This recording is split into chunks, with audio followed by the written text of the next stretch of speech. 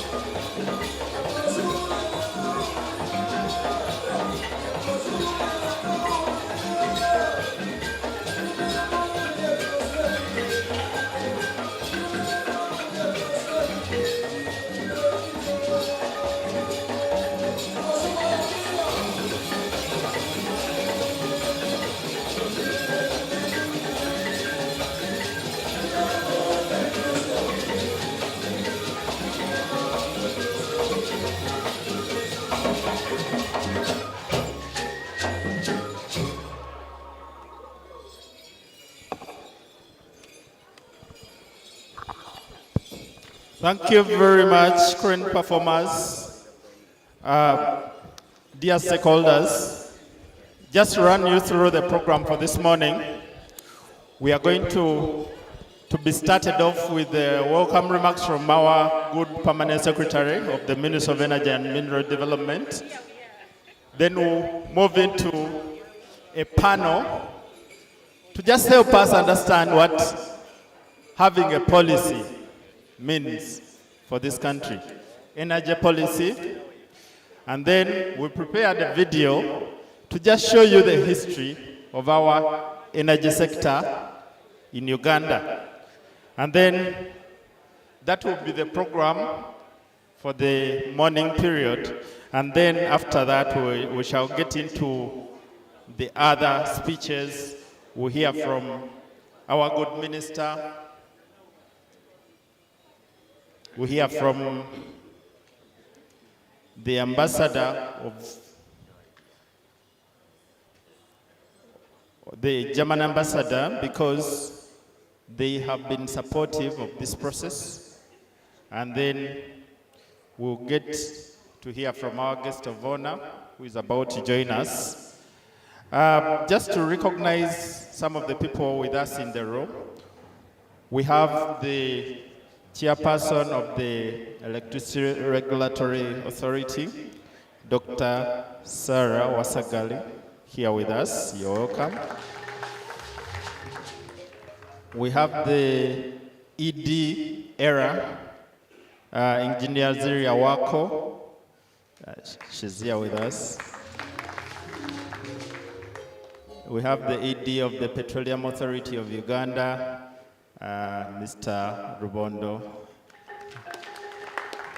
is here. We have representative. We have commissioners. Let me just ask the commissioners and assistant commissioners in the Ministry of Energy and Mineral Development just to stand up. I'll introduce them one by. Just stand up for recognition. Our good commissioners and assistant commissioners. Commissioner Simon Kalanzi, Energy Efficiency and Conservation. Commissioner, yes, we have the commissioner here in charge of electrical power in the ministry. We have our assistant commissioner in charge of downstream energy, and our assistant commissioner in charge of internal audit. I'm going to be introducing the members as we move along, but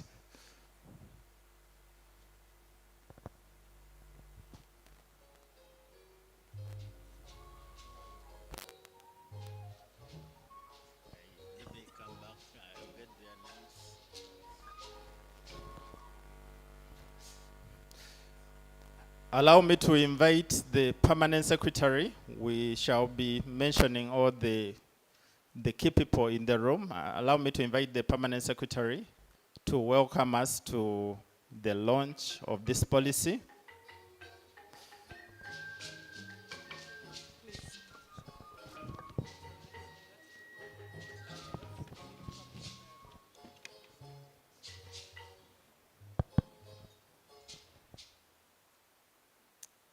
The Honorable Minister of State for Energy, the Honorable Sidronius Okasai Opolot,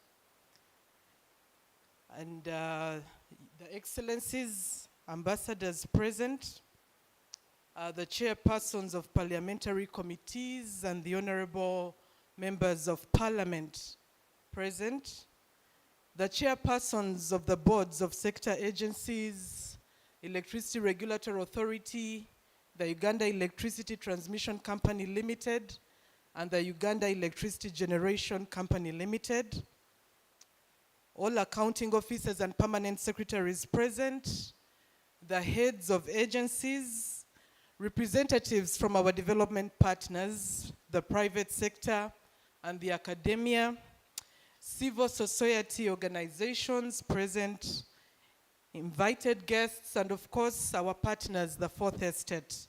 Ladies and gentlemen, a good morning to you all. On behalf of the Ministry of Energy and Mineral Development, we are delighted that you have responded to our invitation for this momentous occasion. Many nations are working hard to ensure their energy independence, security, and resilience, while ensuring targets to achieve net zero are met. Of course, the Russia-Ukraine war has exacerbated the need for energy security. And the government of Uganda is not alone in this and remains committed in ensuring the need and, of course, our energy security for the country. As a country, and therefore the Ministry of Energy and Mineral Development, we continue to build resilience in our systems and planning to ensure that in case of any global disruptions in supply, be it of petroleum or any energy technology, our consumers, who are the citizens of the country, still have reliable supply of energy. And in the recent days, we've seen escalating prices of petroleum. And this again speaks to the fact that as a country, we do also feel the shock of the international market prices. However, we've ensured stable supply of petroleum products as part of our resilience plan. We keep the routes of Kenya and Tanzania open to ensure we do not run out of supply, because that would drive the prices even higher. It is with that background that once again, we are delighted to have you today at the launch of the Energy Policy 2023 as we embark on a new chapter in our journey towards a sustainable and secure energy future. It is indeed an honor to witness the launch of our country's new energy policy, which is comprehensive thanks to the extensive consultations that were made, and is forward-thinking and looking, and will shape our energy landscape for years to come. And you will all agree with me that energy is a necessity of any society, powering our homes, businesses, enterprises, and industries. It is the driving force behind our economic growth and the cornerstone of our daily lives. And the Ministry of Finance, Planning and Economic Development has confirmed that with metrics in their energy, or what they call their poverty status report. In that report, it has come out clearly on the impact of any additional access to electricity. They did demonstrate that when you develop a new road in an area, the poverty reducing impact is minus 4.48. When you develop a new health facility in an area, the poverty reducing impact is minus 8.03. When you develop any new projects, be it a Myoga, and PDM, it's about 4 reduction impact. But when you develop and ensure new electricity access, the impact is minus 10.27 in terms of poverty reduction. That goes to underpin the importance of this policy that we are launching today. And as a ministry, we are very aware that the policy, the document, is not what is important. This occasion is definitely important. But what is critical is how this policy will be implemented, the action we shall see on ground in terms of execution of the commitments we have made as a ministry in the policy. Yes, we have noted the importance of energy and therefore electricity, but we are also aware that the choice we make of the energy option we use has profound consequences on our environment, our economy, and our national security. It is therefore imperative that we make the right choices to ensure a better tomorrow for ourselves and for generations to come. And that we are ensuring in all our planning. Today, we rely on biomass, rudimentary biomass, at about 80% of our energy demand. And as a ministry, we are committed and efforts are being made to ensure that this is reduced in many ways, deploying alternative energy sources, liquefied petroleum gas, and other renewable energies, but also ensuring energy efficiency and conservation so that we are able to deal with that 80% that is depending on rudimentary biomass, destroying our forest cover, but also we do face the impact of indoor pollution arising from this. So we are committed in this new energy policy to continue our journey of dealing with this fundamental issue. At this juncture, because I love stories, I will tell a national story. Where have we come from? Because it's important as we launch our journey into the future to remind each one of us of the past, because that way we are able to tell what the future could be. So I am delighted on behalf of many shoulders on which we stand, and later on we'll mention them, that participated in that process a long time ago, in 1997, when the government of Uganda, through the Ministry of Energy and Mineral Development, formulated a strategic plan to reform the energy industry. That was our first generation reform that has pushed us to the current position we are in. So the main objectives of the plan at the time were to increase the sector's efficiency, meet the growing demand for electricity, and increasing area coverage in terms of electricity access.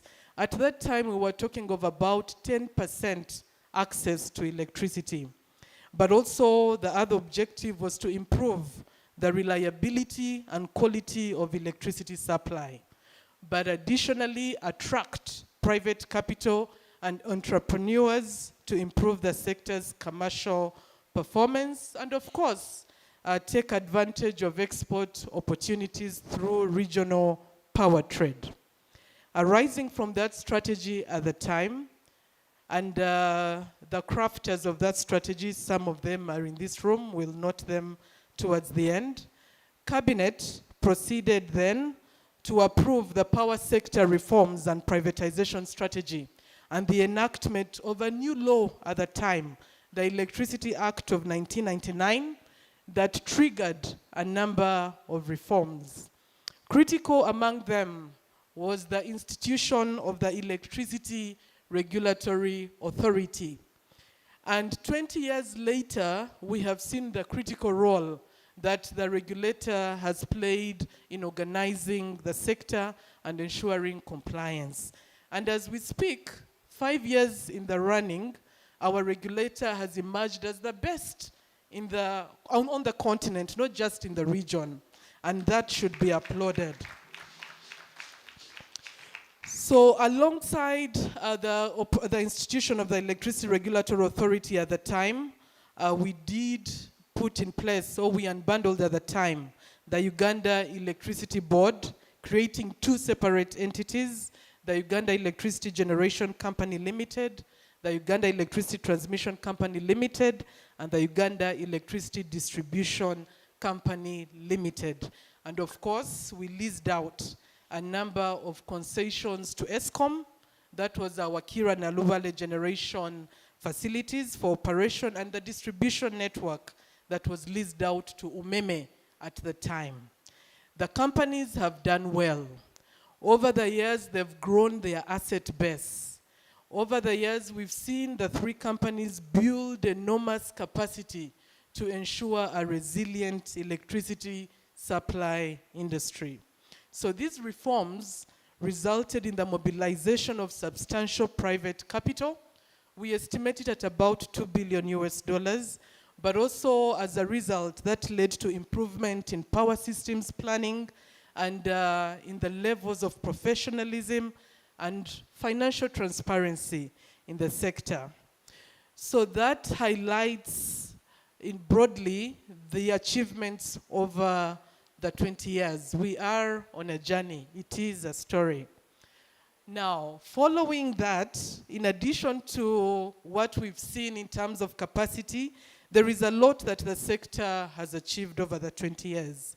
We have seen our power generation capacity increasing from a meager 317 megawatts in 2002 to 2,000 megawatts by the end of this year, when we fully commissioned Karuma power plant of 600 megawatts.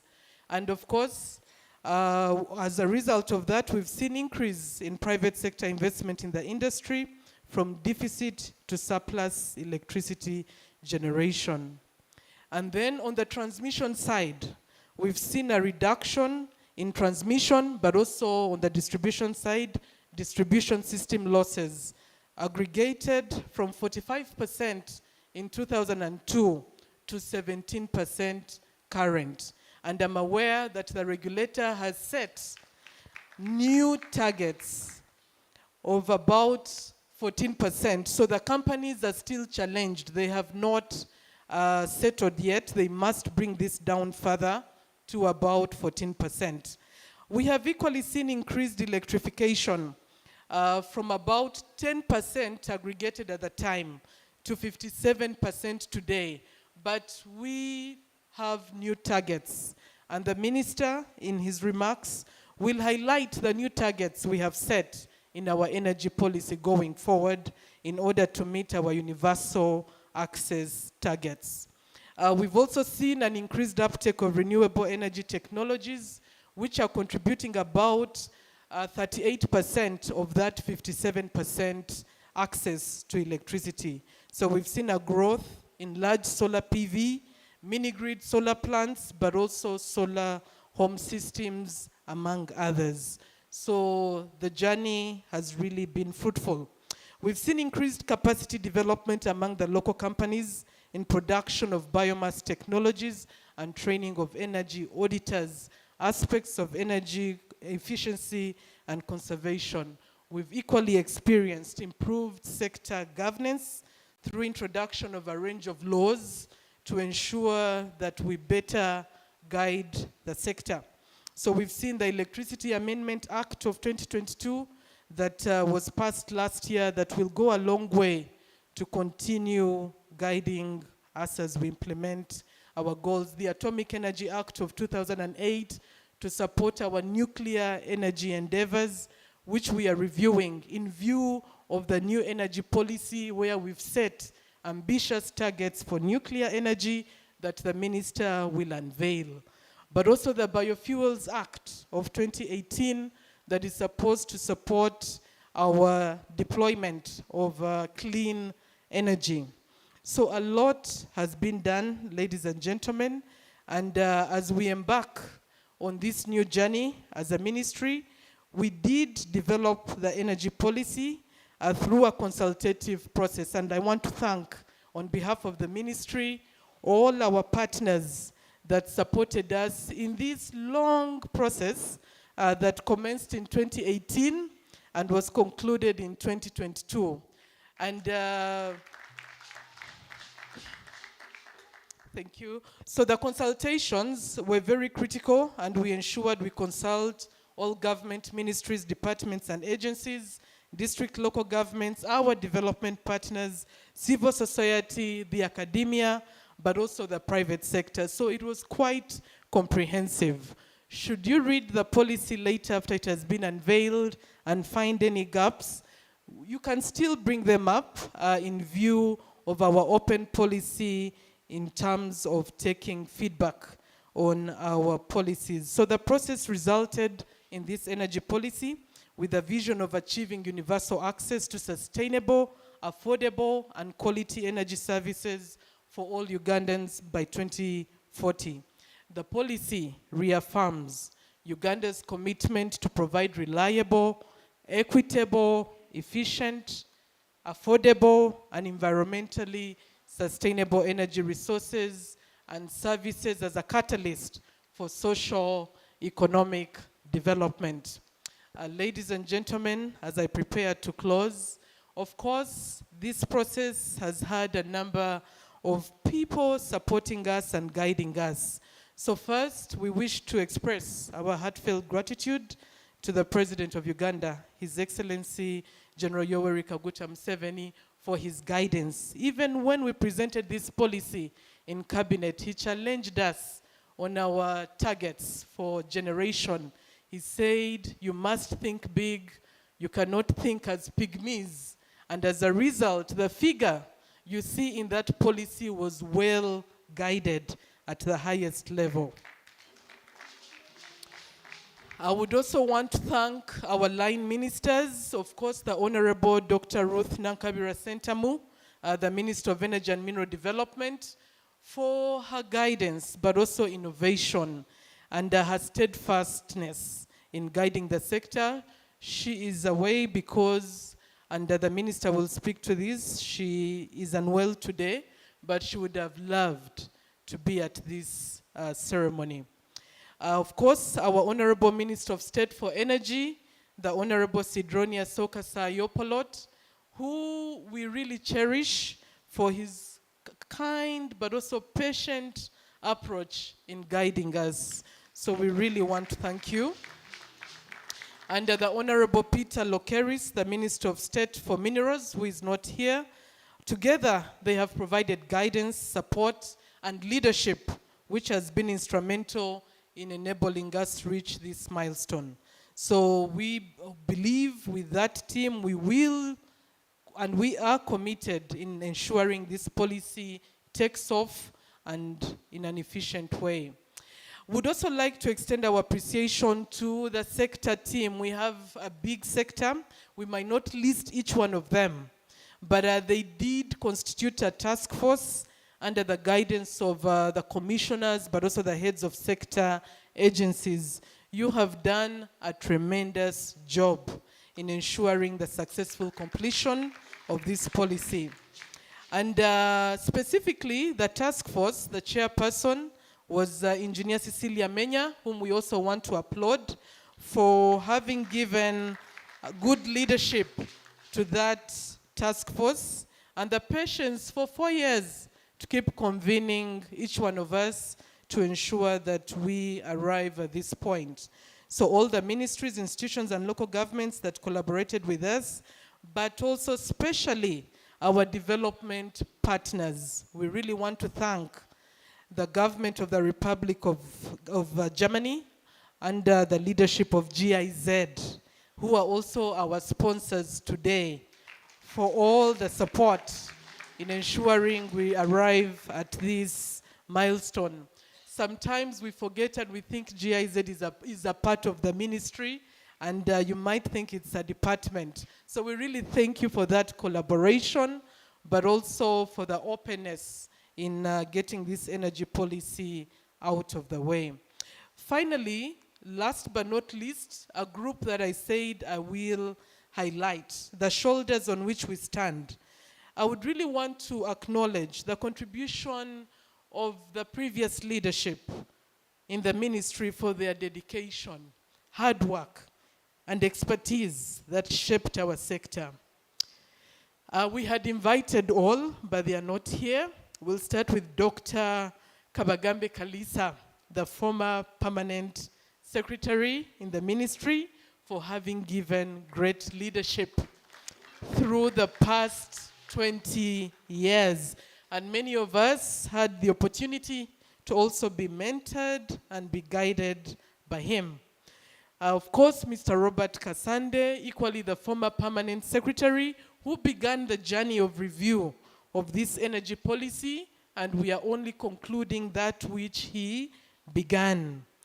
Mr. Godfrey Tudiahikayo, he's a former executive director of the Rural Electrification Agency, but also was a commissioner in 2002 when the former policy was put in place.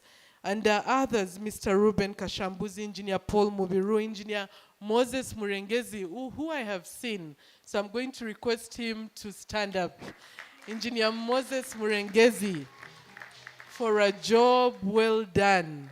And he continues to guide us in one way or the other, given his passion to ensure a flourishing sector. And then Mr. James Banabe, we really want to applaud you. Please also stand up for a job well done. And I have also seen Engineer Mubiri in the audience. I will request he also stands up. And of course, Engineer Henry Vida Salah Igaga, he might not be here. Oh yes, thank you very much for heralding the sector. Mr. Godfrey Ndaula, unfortunately, he passed on, may his soul rest in eternal peace. Engineer Arias Kiemba, who was at one time CEO UETCL, but at the time in 2002 also supported this process. Dr. Frank Seboa, who we invited, but I believe due to a busy schedule, he's not here. Engineer Paul Sagala, and then Engineer Valentine Katabira. Thank you so much. I've seen Engineer Vidasala. Each time I pass through, you're very welcome. So really, the sector, these are the shoulders, the giants on whose shoulders we stand on. And looking into the future, the team, sometimes it's called the young blood, is committed to continue the journey that you started many years ago. Like I said, I was going to tell a story. So with that, I want to really thank all of you, but also our partners, GIZ, especially for the support you have given us over the years. And as a ministry, we look forward to continuing this journey with all of you as we ensure a wise, prosperous, and cohesive nation. We thank you and wish you a beautiful launch. Thank you very much.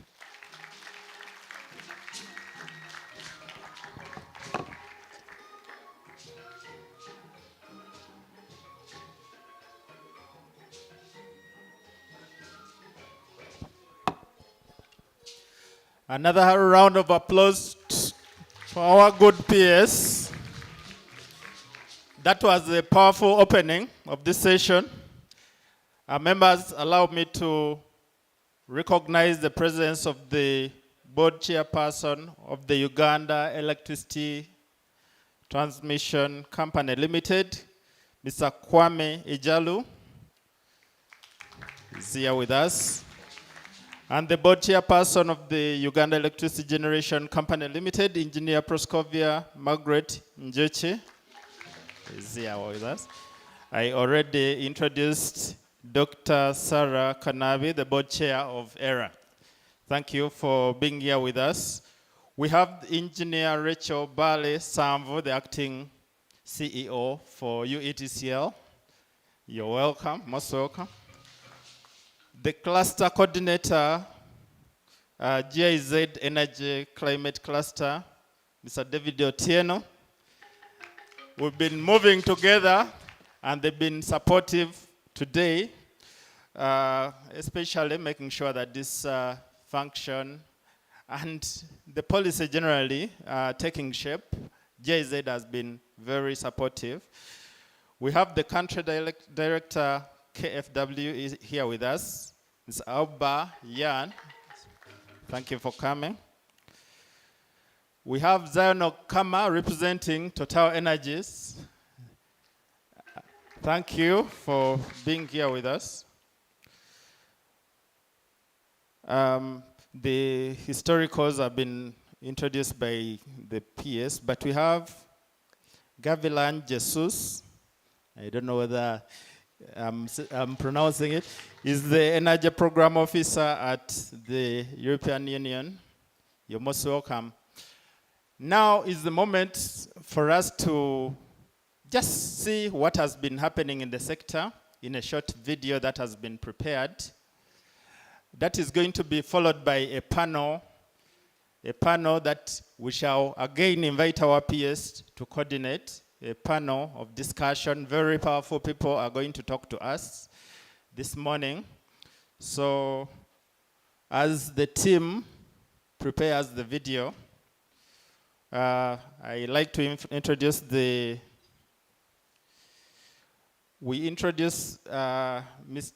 Ernest Rubondo, but he's also a former commissioner, Petroleum Exploration and Production Department in the ministry. Thank you so much.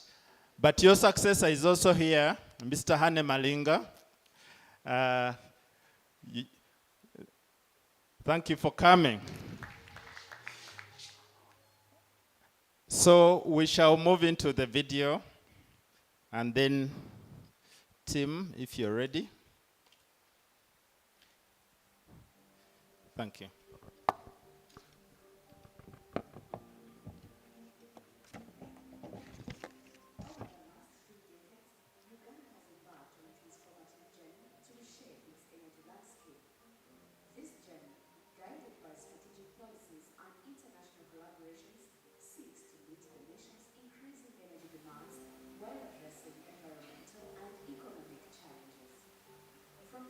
Biomass and hydropower to adopting cleaner alternatives, Uganda's energy story has witnessed remarkable shifts that promise a sustainable and prosperous future. So in 2002, at the time the policy was launched, if you look at our generation capacity at that time, we were reporting about 317 megawatts. 20 years later, we have seen a growth in our generation capacity, and by the end of this year, 2023, we'll be clocking almost 2,000 megawatts. That goes to speak to the role of that policy in driving our generation. So we are looking at the novel technologies to be a part of our new journey to attain our access goals. So today it's not just about attaining our access agenda, but we must address issues of sustainability, environment-wise, and ensure that we are producing clean energy. Historically, Uganda relied heavily on traditional biomass, hydropower, and fossil fuels to meet its energy needs. While these sources provided some energy, they also led to environmental degradation, climate vulnerabilities, and air pollution. As the population grew and urbanized, the shortcomings of this approach became evident, necessitating a new energy policy. Recognizing the urgency of a resilient and sustainable energy system, Uganda is shifting its focus toward diversification and embracing alternative energy sources. Solar, geothermal, nuclear, and biofuels have emerged as promising alternatives that can reduce greenhouse gas emissions, decrease dependence on traditional sources, and strengthen energy security. Uganda's energy transition is not a solo journey. Collaborations with international partners have played a pivotal role. The European Union delegation to Uganda emphasizes the importance of these partnerships in driving innovation and sustainable development in the energy sector. The European Union is quite proud to have accompanied the government of Uganda on this journey in improving access to energy. We have been working a lot with Germany, and our partnership with Germany has been instrumental in allowing us to achieve results and impact. Germany has technical expertise, has country knowledge, has very solid working methods that have allowed us in our partnership to move projects ahead and to really reach our targets. So we have to acknowledge that work with Germany as Team Europe to support the government of Uganda in reaching all its milestones.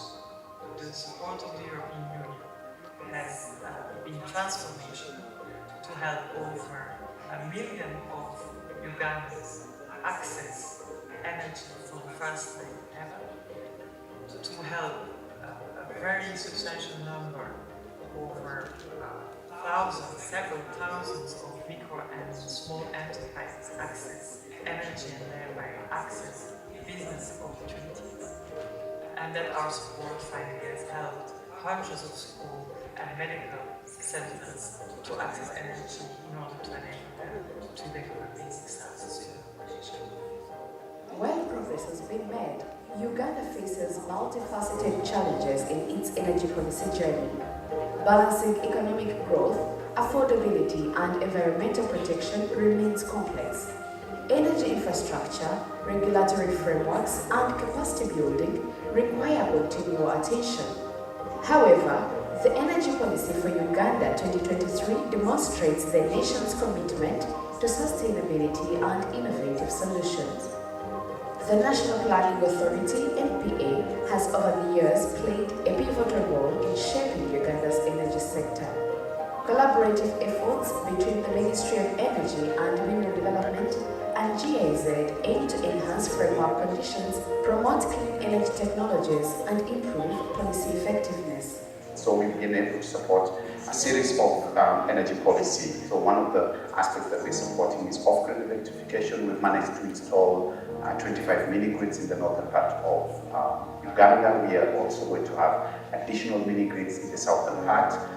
The important part here is to ensure that people are able to use electricity not only for consumptive purposes in terms of electricity, but also productive use where they can be able to make money from electricity. But also we're talking about cooking energy. We're also introducing some new technologies on e-cooking, electricity cooking. And then finally is the whole issue of policy and regulatory. Authentic voices from Uganda's energy journey echo diverse experiences. Beneficiaries, industrialists, and an elder who has witnessed the transition share insights.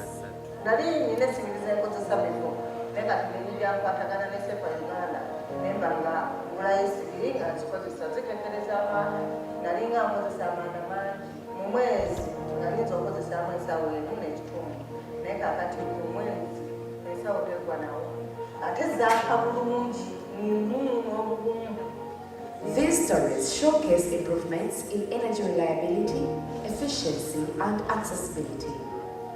Let's journey back in time with Engineer Moses Murengezi, who provides a first-hand account of the historic energy sector evolution. Uganda used to be supplied by Uganda Electricity Board as a monopoly. Then we see the energy policy of 2002. The aim again was to attract private sector participation. So there were a lot of investments by the private sector. If the government had said, let's do this ourselves alone, it would have never achieved all these developments we have had. The key elements of the energy policy 2023 is to address the challenges which have been persistent. Uganda's electricity is heavily hydro. And the question is, will hydro be enough for how long? The government looking at demand. The population is growing, industry is growing, the economy is growing. And the economy grows, it needs a lot more energy. So that's why you see in the new policy, 2023, it has an element of nuclear. Going forward, the new sources of energy must look at climate change. Whatever sources we use, they must look at how we affecting the environment positively.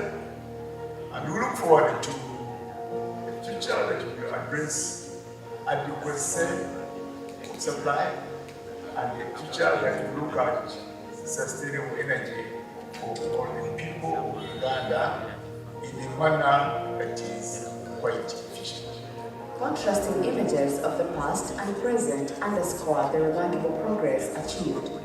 The energy policy for Uganda 2023 is a testament to the power of strategic planning, innovation, and international cooperation. As Uganda strives to fulfill its energy goals, it stands at the threshold of a new era, a future defined by a diversified, sustainable energy mix that fuels economic growth while safeguarding the environment for future generations. Thank you to all the partners and donors who have contributed to this transformative journey.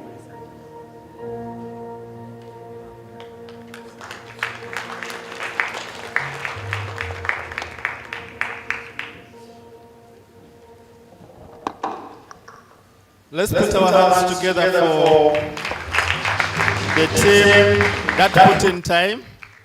We have a team, the PS will introduce that team later. They've been working in the background to make sure that they package for us to, to follow the story through and appreciate the good work being done.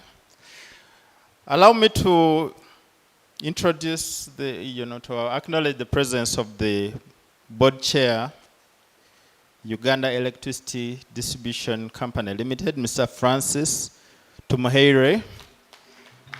Thank you for joining us. We have the chairman of the Electricity Dispute Tribunal, Mr. Charles Owor. Thank you for coming. Next on the program is going to be the panel. Like I said, we've been packaging. Now we have a powerful team that is going to put the energy policy in context for all of us to follow. So allow me to invite distinguished members of this panel to the front. We will start with the Honorable Charles Olenyi Ojok. He's the Deputy Executive Director at the National Planning Authority.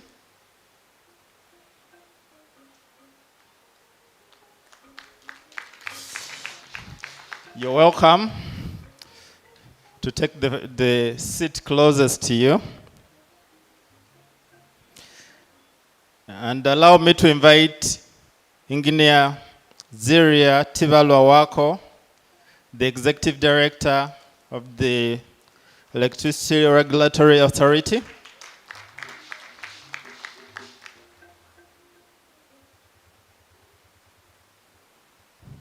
Last but not least, we have Mr. Gideon Gario. He's a senior economist from the Ministry of Finance, Planning and Economic Development. He's representing the PSST. So we have the PSST here. And to moderate this panel is going to be our permanent secretary at the Ministry of Energy and Mineral Development, Ms. Irene Batebe.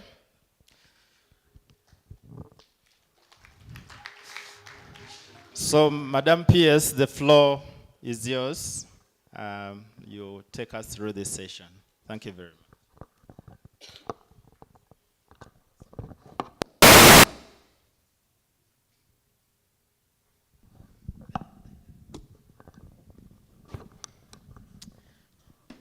Distinguished guests, ladies and gentlemen, we have the opportunity to have a high caliber panel this morning to just unravel the energy policy, but focused more on the achievements made, but also the challenges and opportunities that emanate from the new energy policy as we advance into the future. On the panel, we are delighted to have the Honorable Charles Olenyi Ojok from the National Planning Authority. He has over 25 years in public sector management. What a gentleman. He has been an assistant commissioner at the Local Economic Development, Ministry of Local Government, but continues to serve in many other positions. Honorable Charles Olenyo Jock, you're very welcome.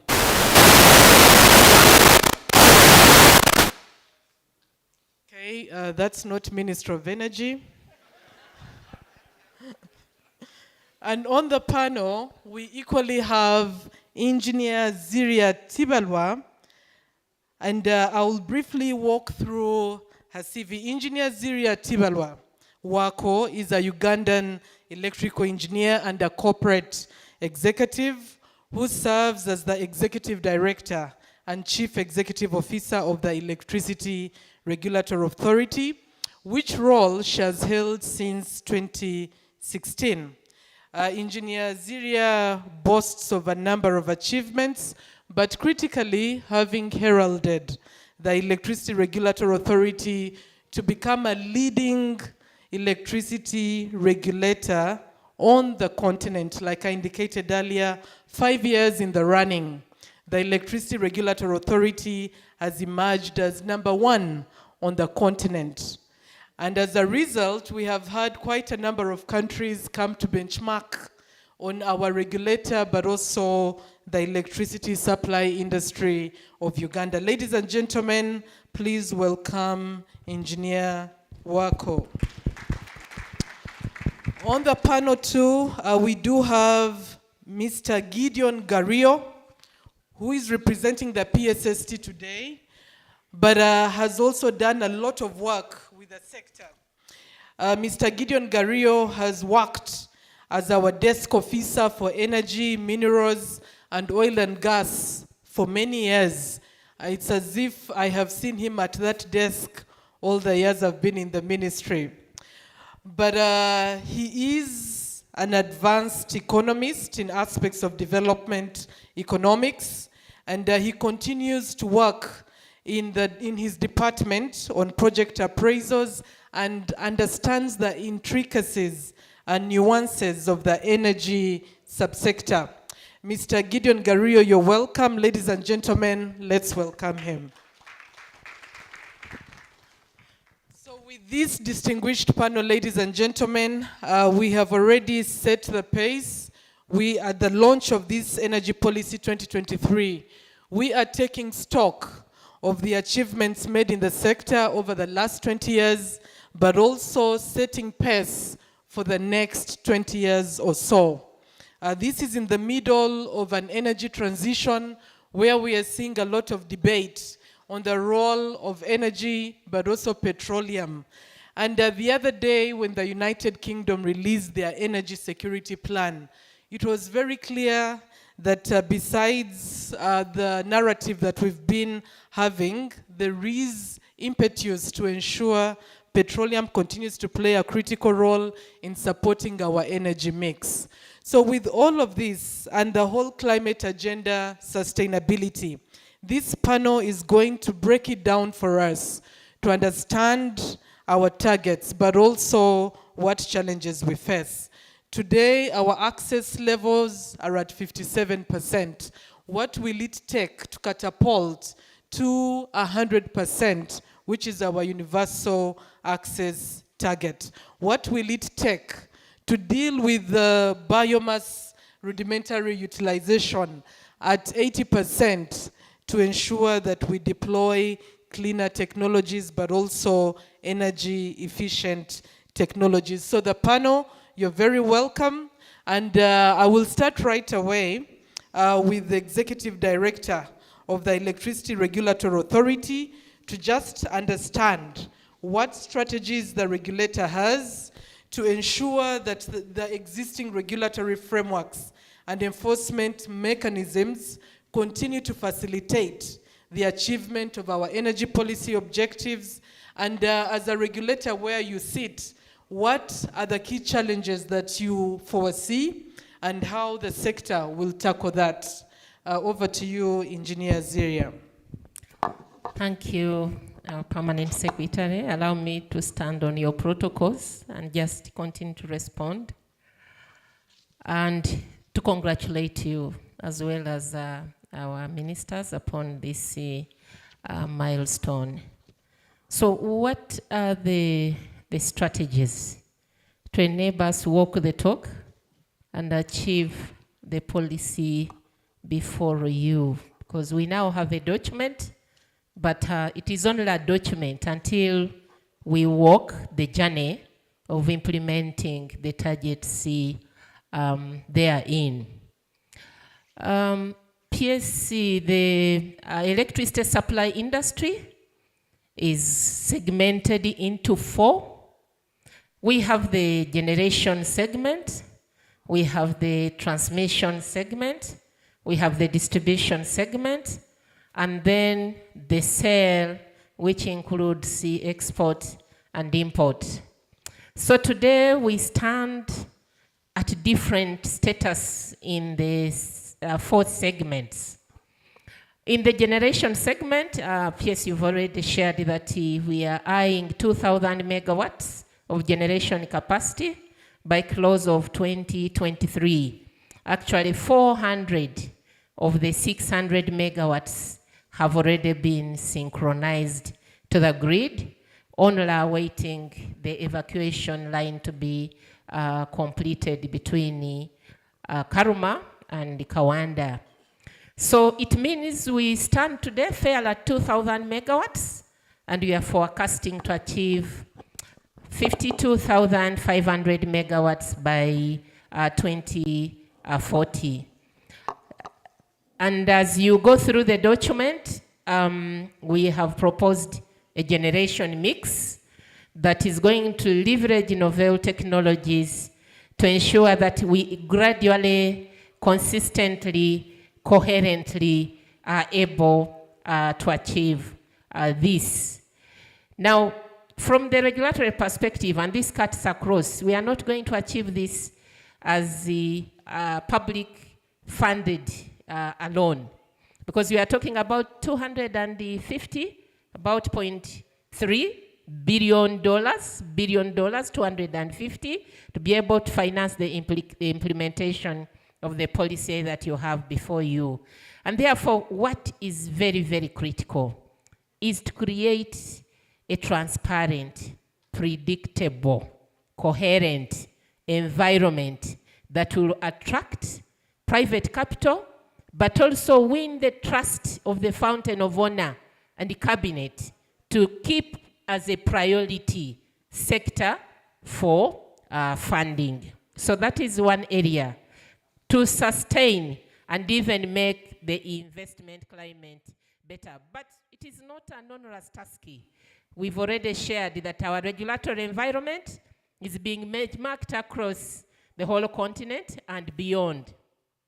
But also, as we speak today, for the last nearly 5 years in a row, the energy sector has been a priority sector during the budgeting period. But the key word is cohesion. I wish I would adopt this, but this is His Excellency's word, which he used when he was inaugurating the new cabinet. It is very, very important that the sector does not only remain transparent, predictable, but it should be coherent. And this goes beyond the electricity supply industry, goes beyond the energy sector, but the Committee of Parliament on Environment and Natural Resources should speak the same message. Cabinet should speak the same message as the energy sector. That is what the private investor is looking forward to.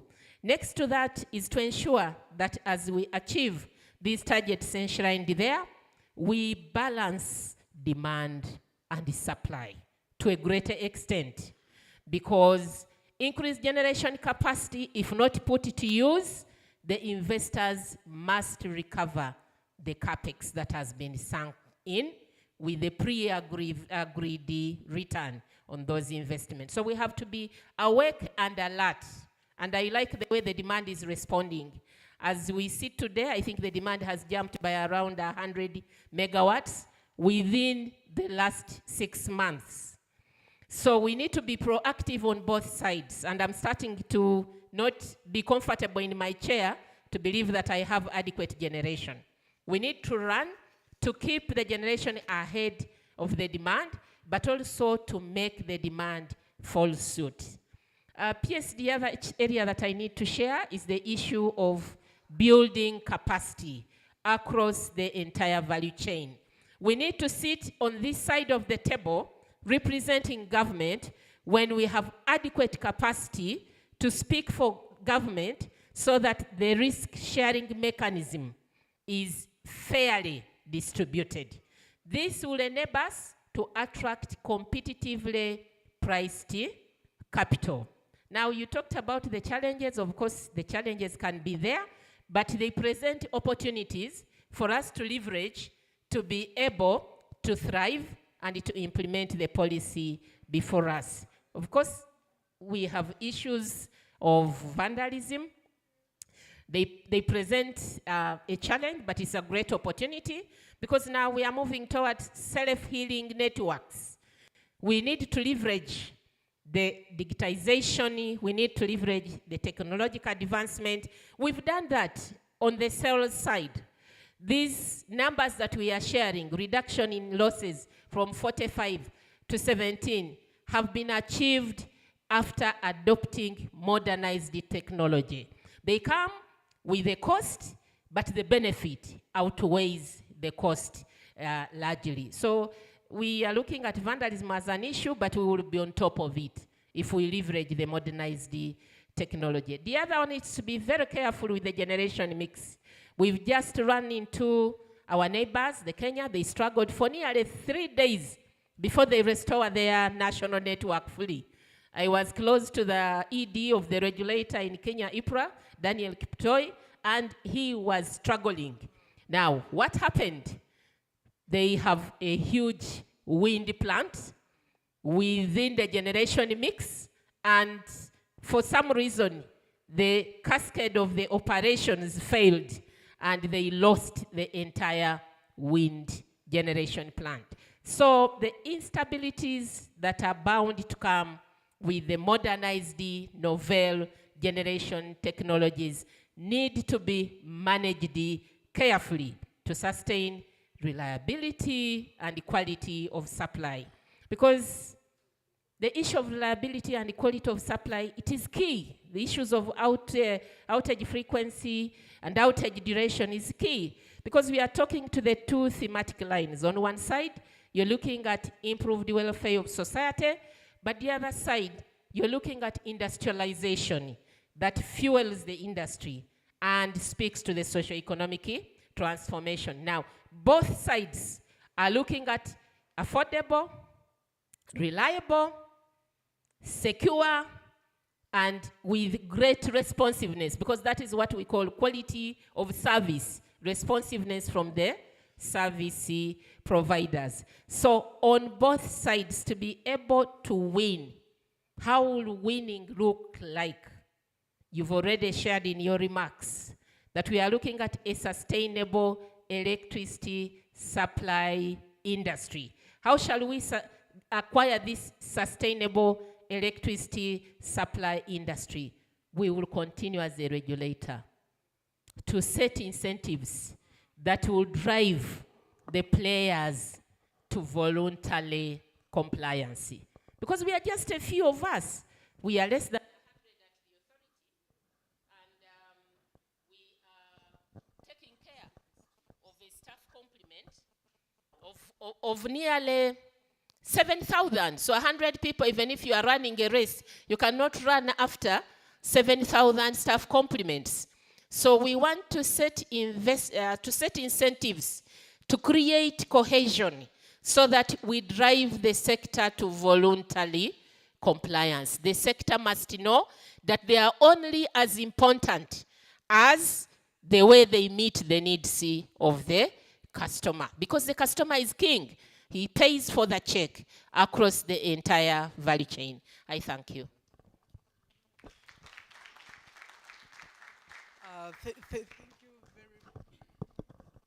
Thank you very much, CEO, for highlighting the key challenges, but also the opportunities and mitigations, and the focus on ensuring stability of supply, reliable and affordable supply of power.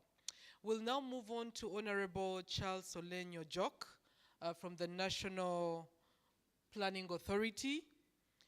We are in the course of implementing the National Development Plan 3, in which we set a number of targets as a sector, some of which we have met, especially in terms of our access target. We set a target of 60% access by 2025.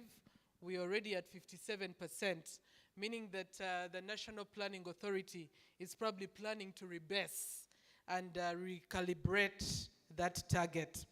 So, Honorable Ojok, what are the key factors or critical elements that Uganda must prioritize and address in order to successfully achieve its energy policy targets from a planning and strategy angle? Over to you. Thank you very much. Thank you very much, Madam PS, the distinguished participants in the room, and all the stakeholders. From the perspective of National Planning Authority, first of all, we need to commend you, Madam PS, and your team, for especially, of course, in the presence of the Minister, for this milestone achievement. The launch of a very well-structured energy policy speaks volumes for what good planning can do in the energy sector. I have looked at the policy. It lays out in a very categorical way all the key aspects of what needs to be covered in a policy. So first, really, is to thank you for this milestone. Secondly, in the NDP3, as you have already said, energy remains a key priority infrastructure requirement for the country, and it is likely to remain so for even going into the NDP4 and perhaps other development plans to come. Now, the critical success factors that you would like me to speak to are basically in the area of three. One is that we've had a key challenge of delivering the power that we do generate to the population. My colleague, the ED era, has already alluded to this. We need to ensure that as much as we generate this power, we must be efficient in transmitting it and therefore as well distributing it. And once we do that, then we will be happy to see the growth in the connectivity across the country. Of course, in the NDP3, we had estimated to achieve a 2,000 kilometer line, transmission lines. I think the ED era had spoken to where we are, but we definitely need to do more, but also ensure that we have the necessary support infrastructure that makes this power accessible to the population. We need the transformers and the necessary distribution infrastructure. So that is very key. Number two is that even by the ambitious targets that you have set out in the policy of achieving growth in the generation from about 1,300 megawatts or 2,000 megawatts to 52,000 megawatts. It's going to require that we do very meticulous planning, because by nature, energy plants, their gestation period is anything from above 10 years. So the planning that we need to go into must be very meticulous to see that there is consistent energy flow into the national grid to meet the demand, as was noted by my colleague. The third and the last one is you have also referred to this earlier, but also my colleague has spoken to this issue. The question of having integrated planning and the full interaction between the key stakeholders. The generation, the transmission, as well as the distribution. These all have to work in harmony. This really is what we were hoping to achieve when we introduced the program-based approach. It is aimed at eliminating silo approach to interventions, but rather we need to work in a harmonized way so that we have a better chance of achieving key and critical results. I wish to stop there for now.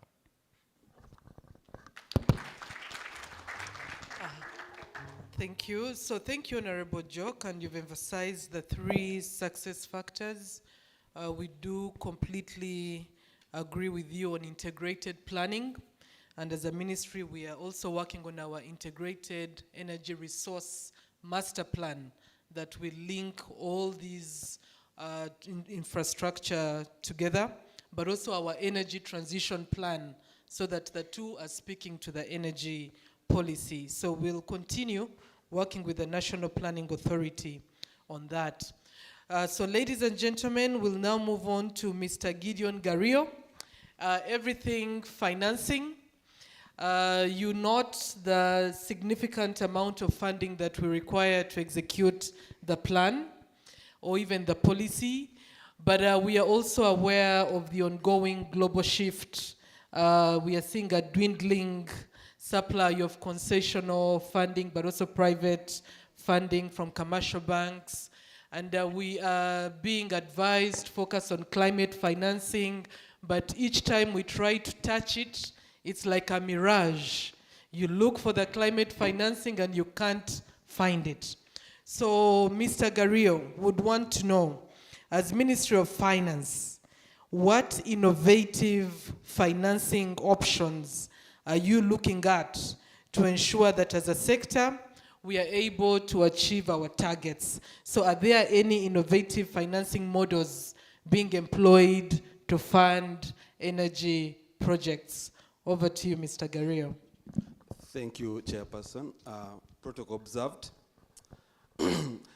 Ministry of Finance is on two approach. We ensure we source financing, but also we have a responsibility of making sure the electricity is consumed, because we must have a population that is able to buy and purchase power.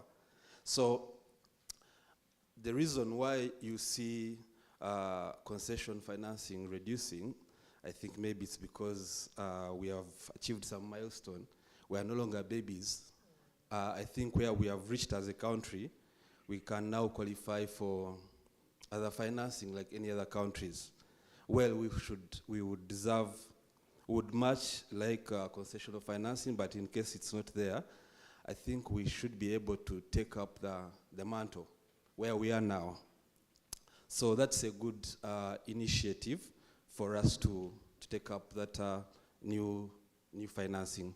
So there is no particular innovative financing mode, but the most important thing as a country and for Ministry of Finance is to have a sound macroeconomic environment, and also improve our allocative efficiencies, fiscal discipline in that case. Then when we appear to be disciplined, innovative financing comes, it's attracted to discipline and stability of a country.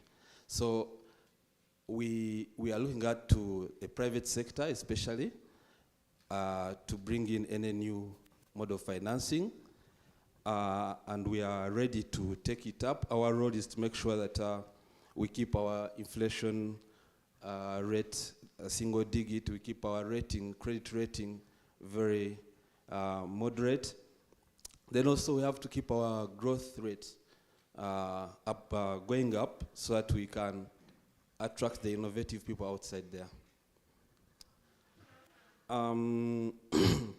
Another point I would want to make on the side of the consumption, again, I don't think we are going to have any new financing for improving people's incomes and welfare.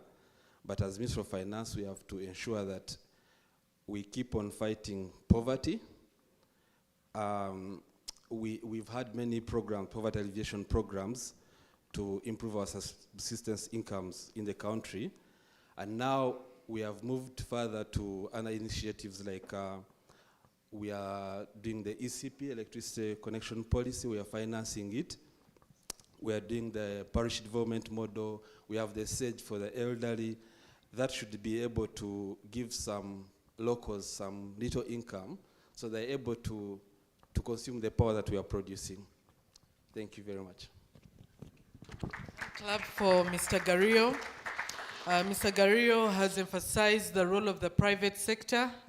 We, without a doubt, will continue attracting private capital, but also the need for the government to continue investing on the public side as we deal with issues of inflation and stability.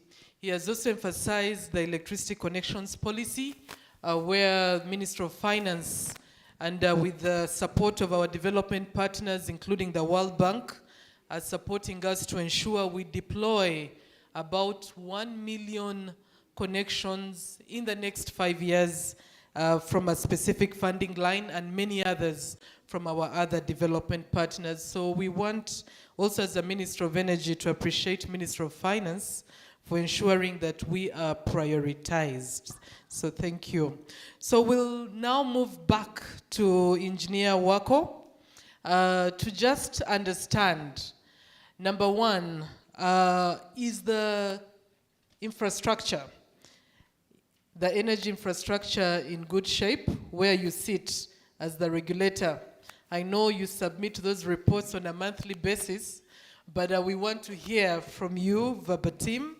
And how is the infrastructure aligning with the growing energy demand and evolving energy policy goals? You'll equally then share your insights into the regulatory plans and initiatives aimed at upgrading and expanding the infrastructure, generation, transmission, distribution, last mile connections. Over to you, Engineer Ziria. Thank you, PS, the moderator. Is the infrastructure in a good shape?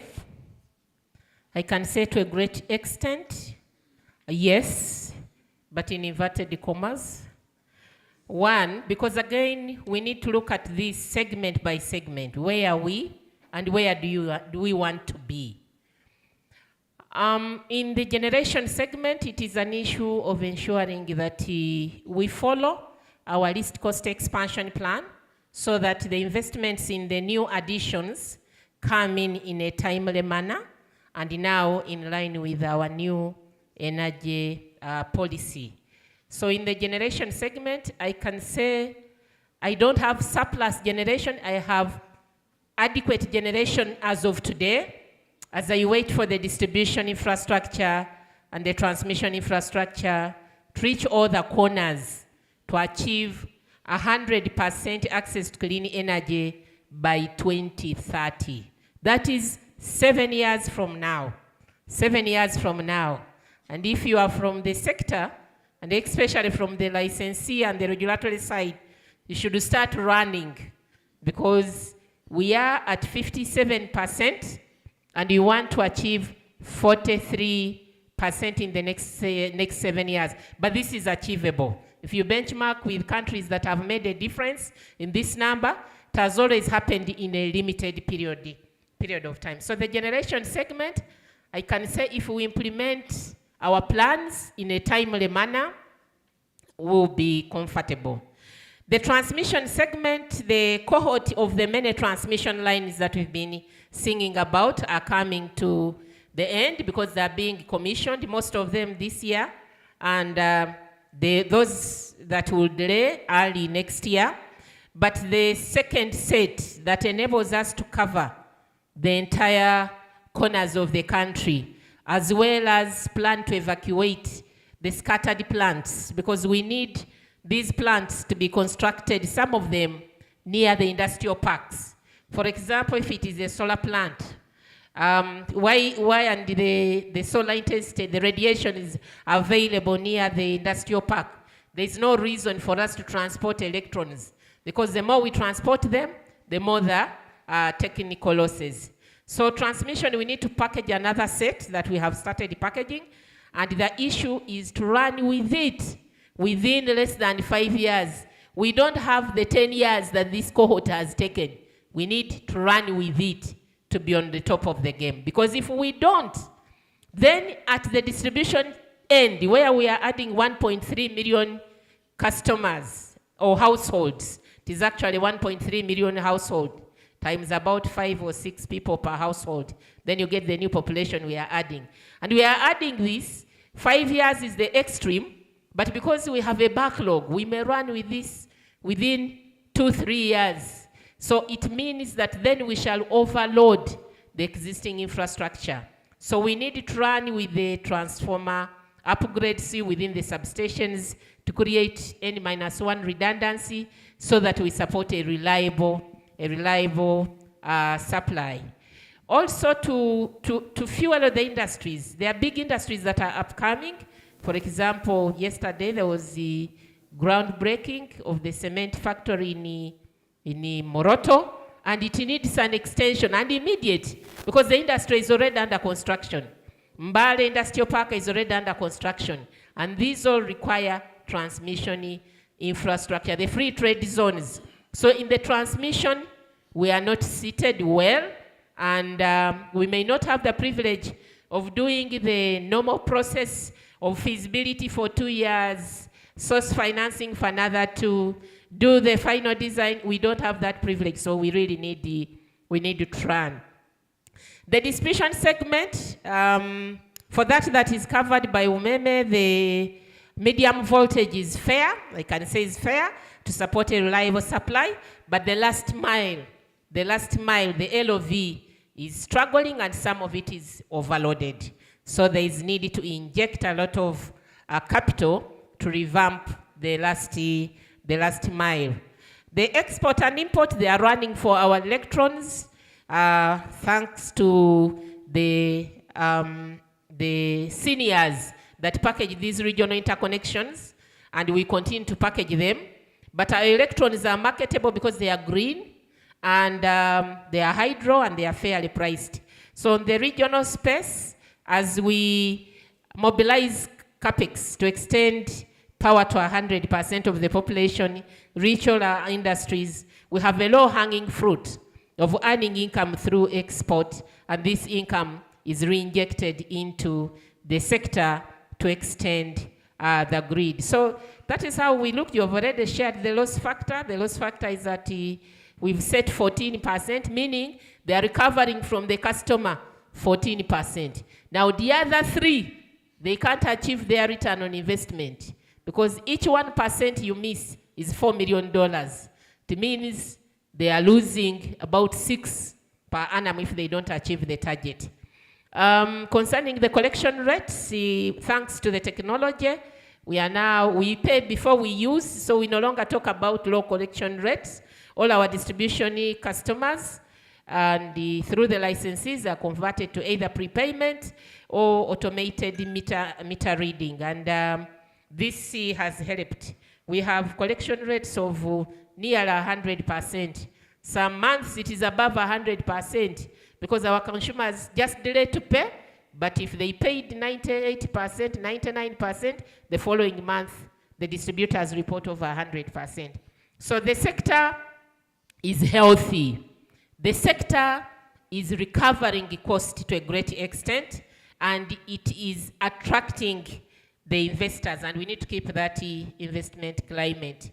So on regulatory plans, I hope that has spoken to the first 2, but on the regulatory plans aimed at achieving our set targets, I would like again PSC, the Minister, the members of the Natural Resources Committee, and the public to congratulate you upon the amendment of the Electricity Act 1999 through Act number 4 of 2022. This amendment opened up the entire electricity supply industry for both public and private participation. So what my colleague Gario was sharing, if we are able to attract concession public funding, that will be our priority. But if we are not, for reasons that we may not be in control of, we will not be stuck. And this is where I was saying, we need to build capacity so that as we keep negotiating for solicited and unsolicited projects, we have the capacity to share risk appropriately so that those who will come after us, when they are being asked about the 2019 6-8%, all of these are documented accurately and they fairly represent our country. So now we have already gazetted the direct sale regulation. It is effective, and actually we've so far issued permits to 2 companies that are going to generate and directly sell to Nairo breweries, one in Jinja, one in Buyuke, one in Mbarara. So we have started implementing these regulations. We have also gotten the approval, a clearance from the Solicitor General of the independent private investors in the transmission segment, and therefore we are moving ahead to gazette, and within a month we will be happy to start receiving license applications for investment in the transmission segment. And we believe this is going to give us mileage for reasons that we have some projects, potential projects that are tariff neutral. For example, now I have, a critical demand in Moroto for that cement factory.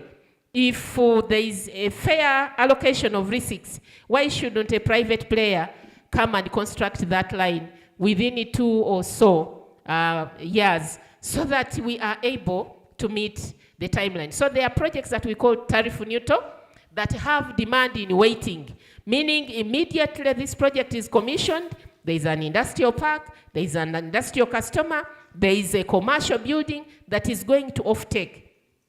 So this IPT, the Independent Private Investors in the Transmission Network, is going to complement the rebate policy, because we've been having the rebate policy for the medium voltage, where you invest and we will rebate you through energy rebates. Instead of lining behind when you will fit within the least cost generation plan, and yet your business plan is readily mature. We also finalizing the net metering on the distribution side. So we will start talking about prosumers, not consumers, but prosumers. They produce as well as consume. Of course, all this need a well-coordinated, coherent sector.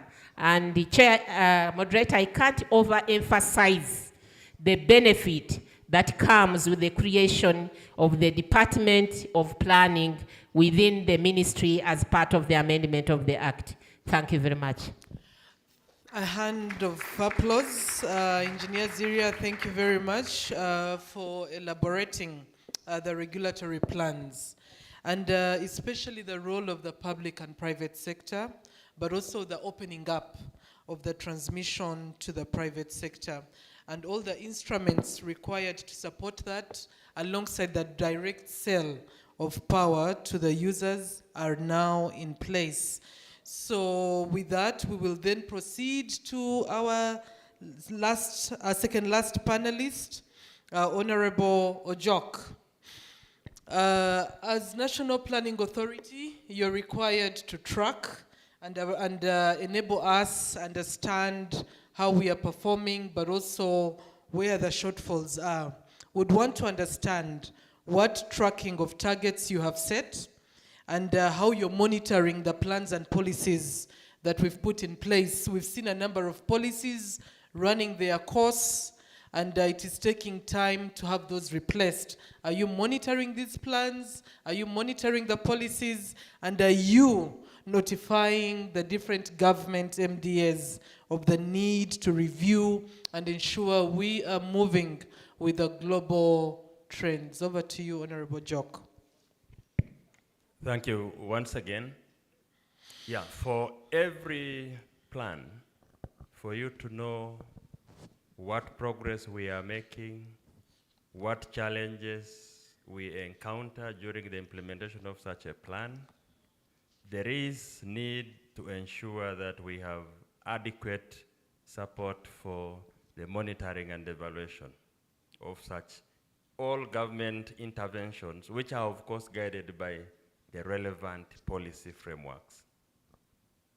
In the case of Uganda, and currently where we sit as National Planning Authority, I have to say that we have just concluded the midterm review, and it has brought out some key findings generally in as far as the plan implementation vis-a-vis the set targets goes.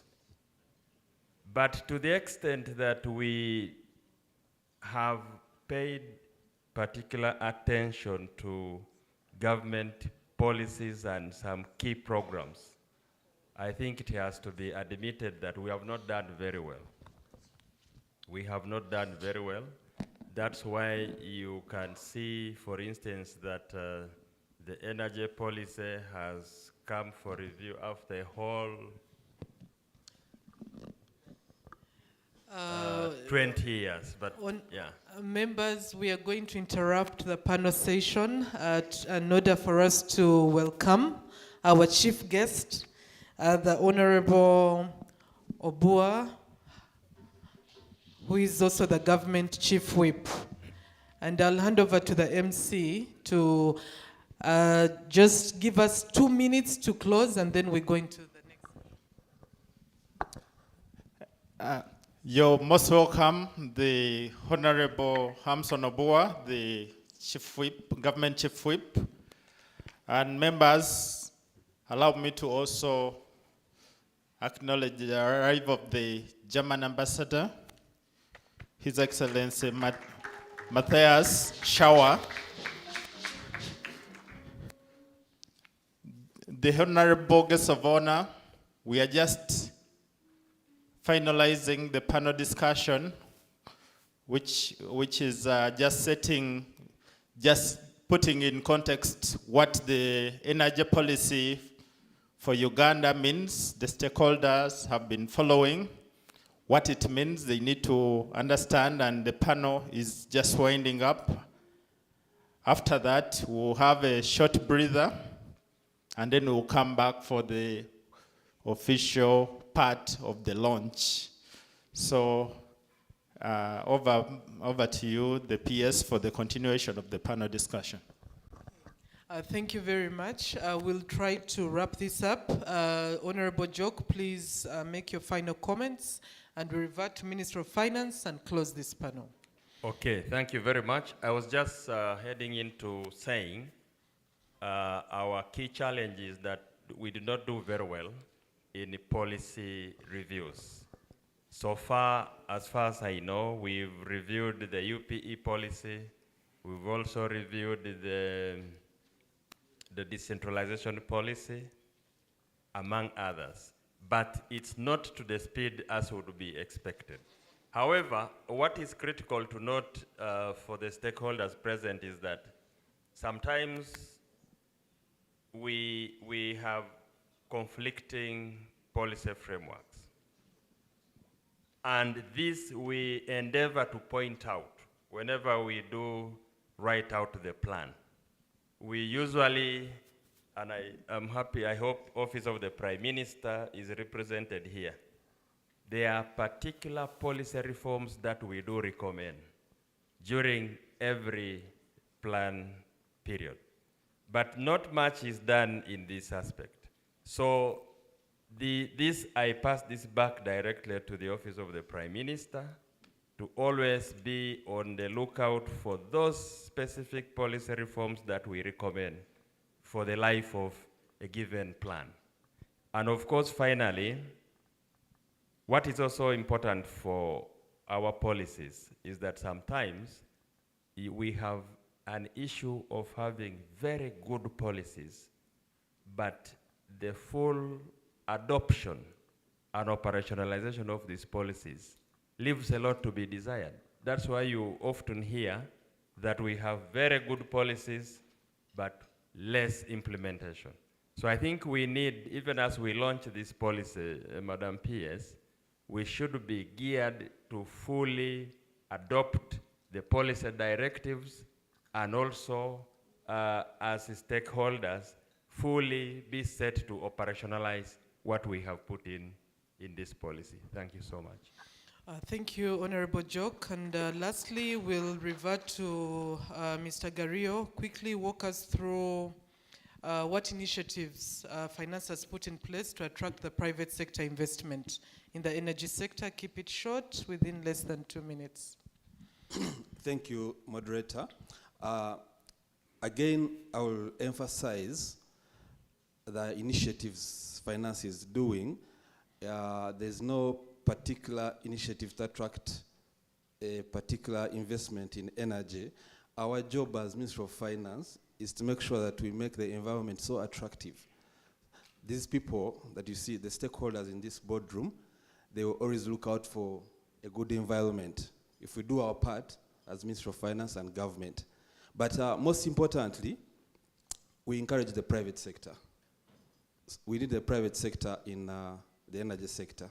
So that is ready. We are ready to engage, and we are committed to because we need a lot of investment in the energy sector.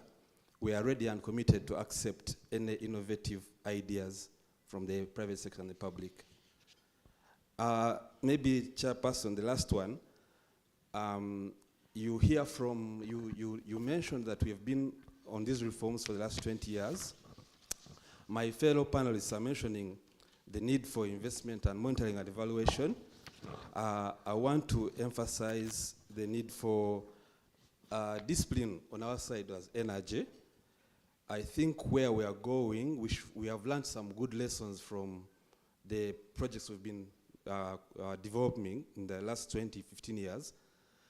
Let's not have, as we do this policy, let's avoid having a project like Isimba, Karuma, transmission lines, which is supposed to do 3 or 4 years, they take 7 years. That is indiscipline. Finance, we might be part of the indiscipline, but we need to stop that indiscipline. It is making us do a loss because we are supposed to be commissioning a certain project, which is going to be, it's supposed to be from the cash flows, from the energy sales.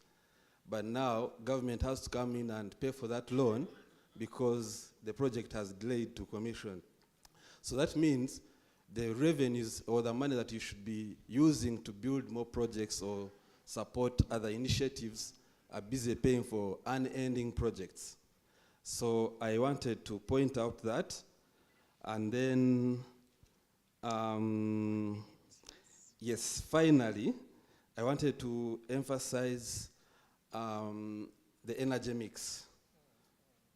Yes, I think as a country, we need to concentrate more on expanding our energy mix so that we are not desperate and putting government on ransom when we have some challenges in our main producers of energy. Thank you very much. Okay, ladies and gentlemen, let's clap for the panel. And as we wrap up, we have received insights on the role of the private sector, but also the need for government to continue mobilizing public financing, concessional financing, but also the critical need for the sector to continue investing in infrastructure to ensure the reliable and affordable supply of electricity while tackling the challenges of vandalism, but also mobilization of finances. We have noted the successes that have been registered in terms of the infrastructure developed and the reduction in losses and the transmission infrastructure that we continue to expand, including in the regional power pool. NPA has emphasized the need for meticulous planning, but also will continue to track and monitor the performance of the sector. Ladies and gentlemen, we want to thank you for having been a good audience. We want to close this panel, and I will hand over the microphone to the Master of Ceremonies to guide us into the next session, which will include handling the national anthems in honor of the chief guest. Thank you so much, the PS and the panel. So as the panel steps off the stage, let me invite all of us to get on our feet for the official opening with the anthems.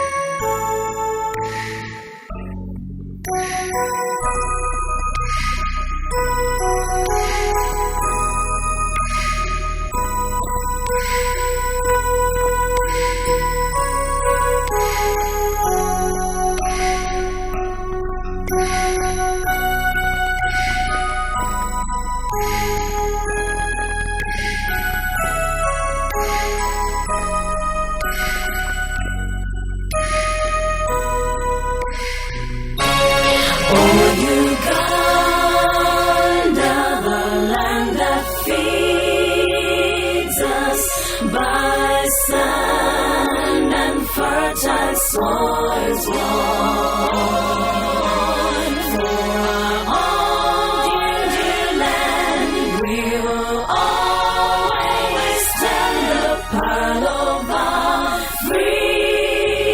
Africa's crown.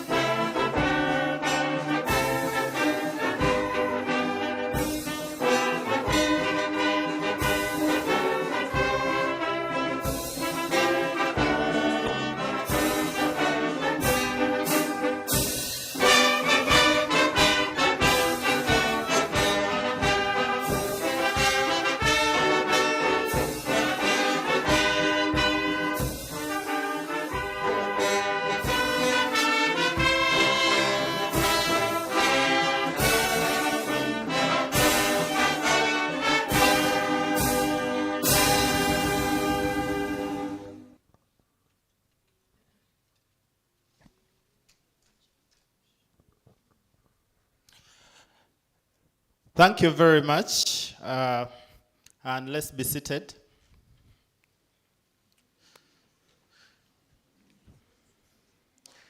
the Honorable Chief Guest, representing the Prime Minister of the Republic of Uganda, Honorable Hamson Obua, the Minister of Energy and Mineral Development here with us, and all invited guests. We are switching to the official launch of the Energy Policy for Uganda 2023. We are going to hear from we have about 3 speeches. I'm going to invite back the Permanent Secretary, who is going to invite the German ambassador to Uganda. And then we'll hear from our Minister of Energy and Mineral Development. Yes. Okay, this is a simple task, but yet very important. I want to welcome His Excellency Matthias Shaw, who is our ardent supporter, always responding to our requests and our invitations to different meetings. Your Excellency Matthias Shaw, the German ambassador to Uganda, you're very welcome.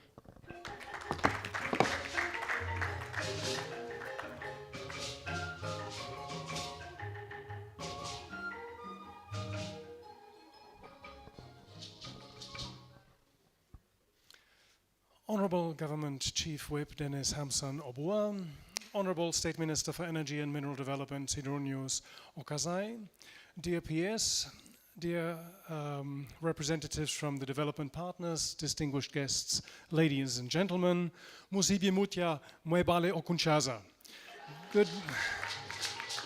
Good morning, and thank you very much for inviting me to this important event. Our topic today is about as fundamental as it can be. Without energy, you can achieve nothing, be it in producing, maintaining, or further developing what we have. It is a prerequisite for being part of our society, for participating in everyday activities, be it in private or at work.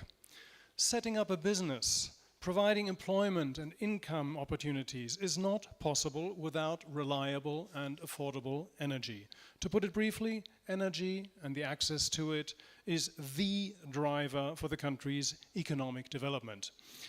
Now, this was made very clear to me during my last posting through a very smart African economist, Dr. Vera Songwe, who is the head of the UNECA, the Economic Commission for Africa. She told the Ethiopians head on, if you want to become a middle-income country, you need to have electric power available in almost all regions of your country. And she had data to back this up. So, no major development without electrification. Against this background, we are today launching the Ugandan Energy Policy 2023. This policy has a central vision: to achieve access to sustainable, affordable, and reliable energy services for all Ugandans by 2040. To me, especially the emphasis on sustainability is of crucial importance. We are all aware of the effects of climate change and increasing environmental degradation. Just this summer, the headlines are full of forest fires and floods in all parts of the world. On behalf of the federal government of Germany, I would like to congratulate the Ministry of Energy and Mineral Development for the launch of the 2023 energy policy. I would also like to thank the Minister of Energy for the leadership and commitment to policy formulation, reform and advocacy around energy development, as well as towards the transition to a modern energy provision. The German government, through its implementation agency GIZ, is very glad that it has been able to support MEMD in the development of a new energy policy that lives up to the current levels of technology as well as the current challenges and needs.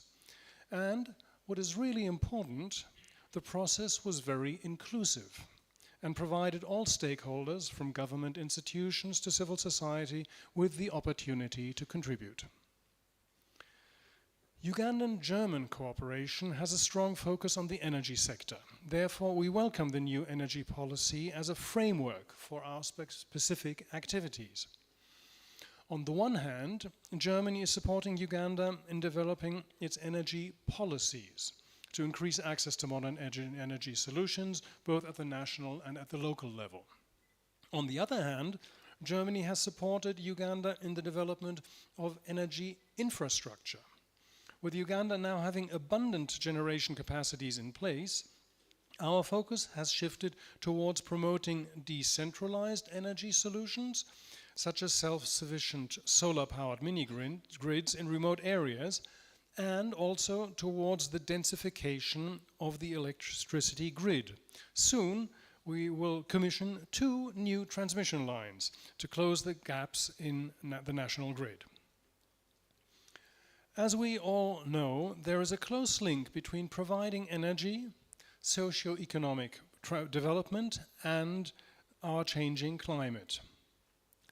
Which sources of energy we use and how efficiently we use them has an enormous impact not only on people's ability to access energy, but also on the environment and on our climate. I'm very glad that Uganda has so strongly resorted to hydropower as a vehicle to generate clean energy. I'm also glad that the new energy policy has enshrined the further use of Uganda's abundant renewable energy potential, such as geothermal, wind, and hydrogen, and has incorporated provisions for efficiency in the use of other resources.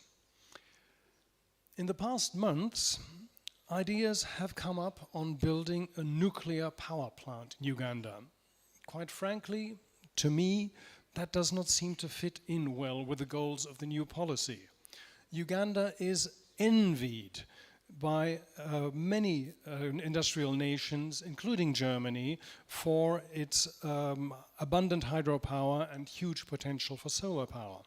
But Germany has decided to shut down its nuclear power plants because they simply remain a potential threat to the population, as we have last seen in Fukushima and before that Chernobyl. And nobody has yet found a solution for dealing with the highly toxic waste. And by the way, a nuclear power plant costs between $15 and $20 billion. It makes you wonder, is it really worth it if you have other options? When speaking about other resources, I refer to, for example, to the use of biomass, meaning charcoal, for cooking, which has far-reaching negative impacts on the environment, on the forests. I read something about that in the executive summary of the energy policy just a moment ago. There is no quick fix solution for this, that is clear. Many people simply depend on charcoal for now to cook their food.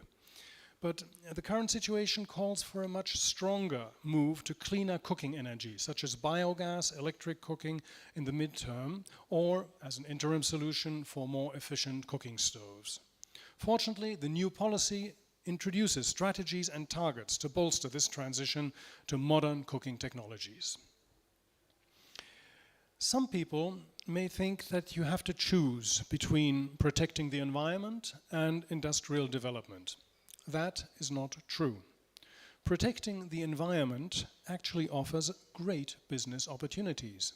Now, if I were a Ugandan businessman, I would start planting trees big time. Why? Because the European legislation is requiring companies that emit a lot of CO2 to compensate for these emissions by capturing CO2 elsewhere, for example, by planting and growing trees.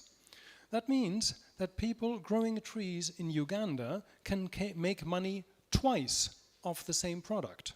First, by selling CO2 certificates, and later by harvesting the wood after a certain number of years and selling it for construction or making furniture.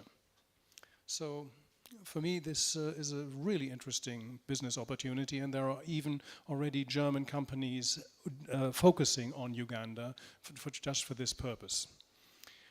To summarize, the different targets set in the energy policy for access to the national grid, capacity for transmission and distribution, or decentralized energy access are ambitious. Their implementation will certainly require a concerted effort by the government, the private sector, civil society, academia, and development partners. The European Union plays a big role among the development partners in Uganda, also in the field of energy. Germany and the EU are here to contribute to that concerted effort. As I conclude, let me once again congratulate the government and the people of Uganda to the development and launch of the Energy Policy 2023.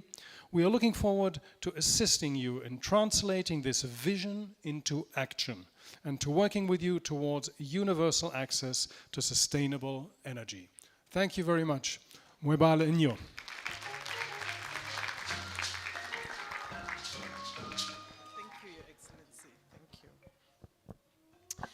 Thank you, Your Excellency.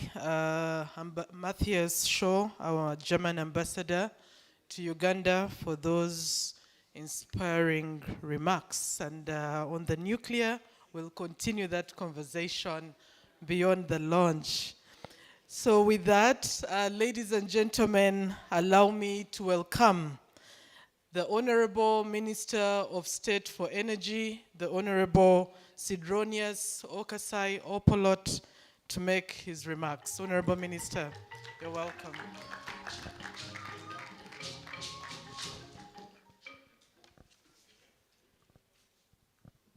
Thank you, PS. The Government Chief Whip, Hamson Obua, Honorable Ministers here in, Members of Parliament, Your Excellency, the Ambassador, invited guests, ladies and gentlemen. I've been ably introduced by the PS. I don't need to repeat her introductions. She knows how to pronounce my name. Many people don't. I'm extremely delighted to actually be here representing the ministry in the launch of Energy Policy 2023. It has been long in coming, but finally we are actually here. So I would wish to thank all of you for honoring the invitation to be here today, to be with us on this very important day in the Ministry of Energy and Mineral Development. Energy drives our economy, fuels our progress, and powers our dreams as a country. Yet as we look ahead, we find ourselves at crossroads, confronted by pressing global and national challenges and opportunities. It is our responsibility to navigate this path with wisdom and vision. My PS talked about this, they told the story, and I enjoyed listening to the story. Me, I'm a person of action. Mine is to give a direction, a policy direction, to where I would want to take this country in the energy. In our new energy policy, it represents a bold and transformative step forward. It's grounded in the understanding that our energy choices not only define our economic prosperity, but also influence our environmental legacy and impact in the quality of life for generations to come. So let's not talk about ourselves. Let's look forward. What happens to our children, our grandchildren? And that should be the focus. I would like to highlight some of the principles which the energy policy for Uganda 2023 stand on. One, access for all, universal access of electricity.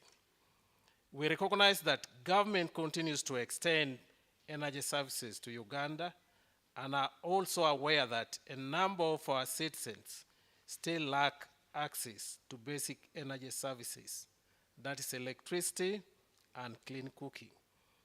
This policy prioritizes universal access by 2040 with a focus of rural and underserved areas. We will work tirelessly to bring electricity to every household in this country, powering schools, hospitals, businesses, and unlocking the potential of our people, which is so great. 2, energy security. Energy security is a cornerstone of our national sovereignty.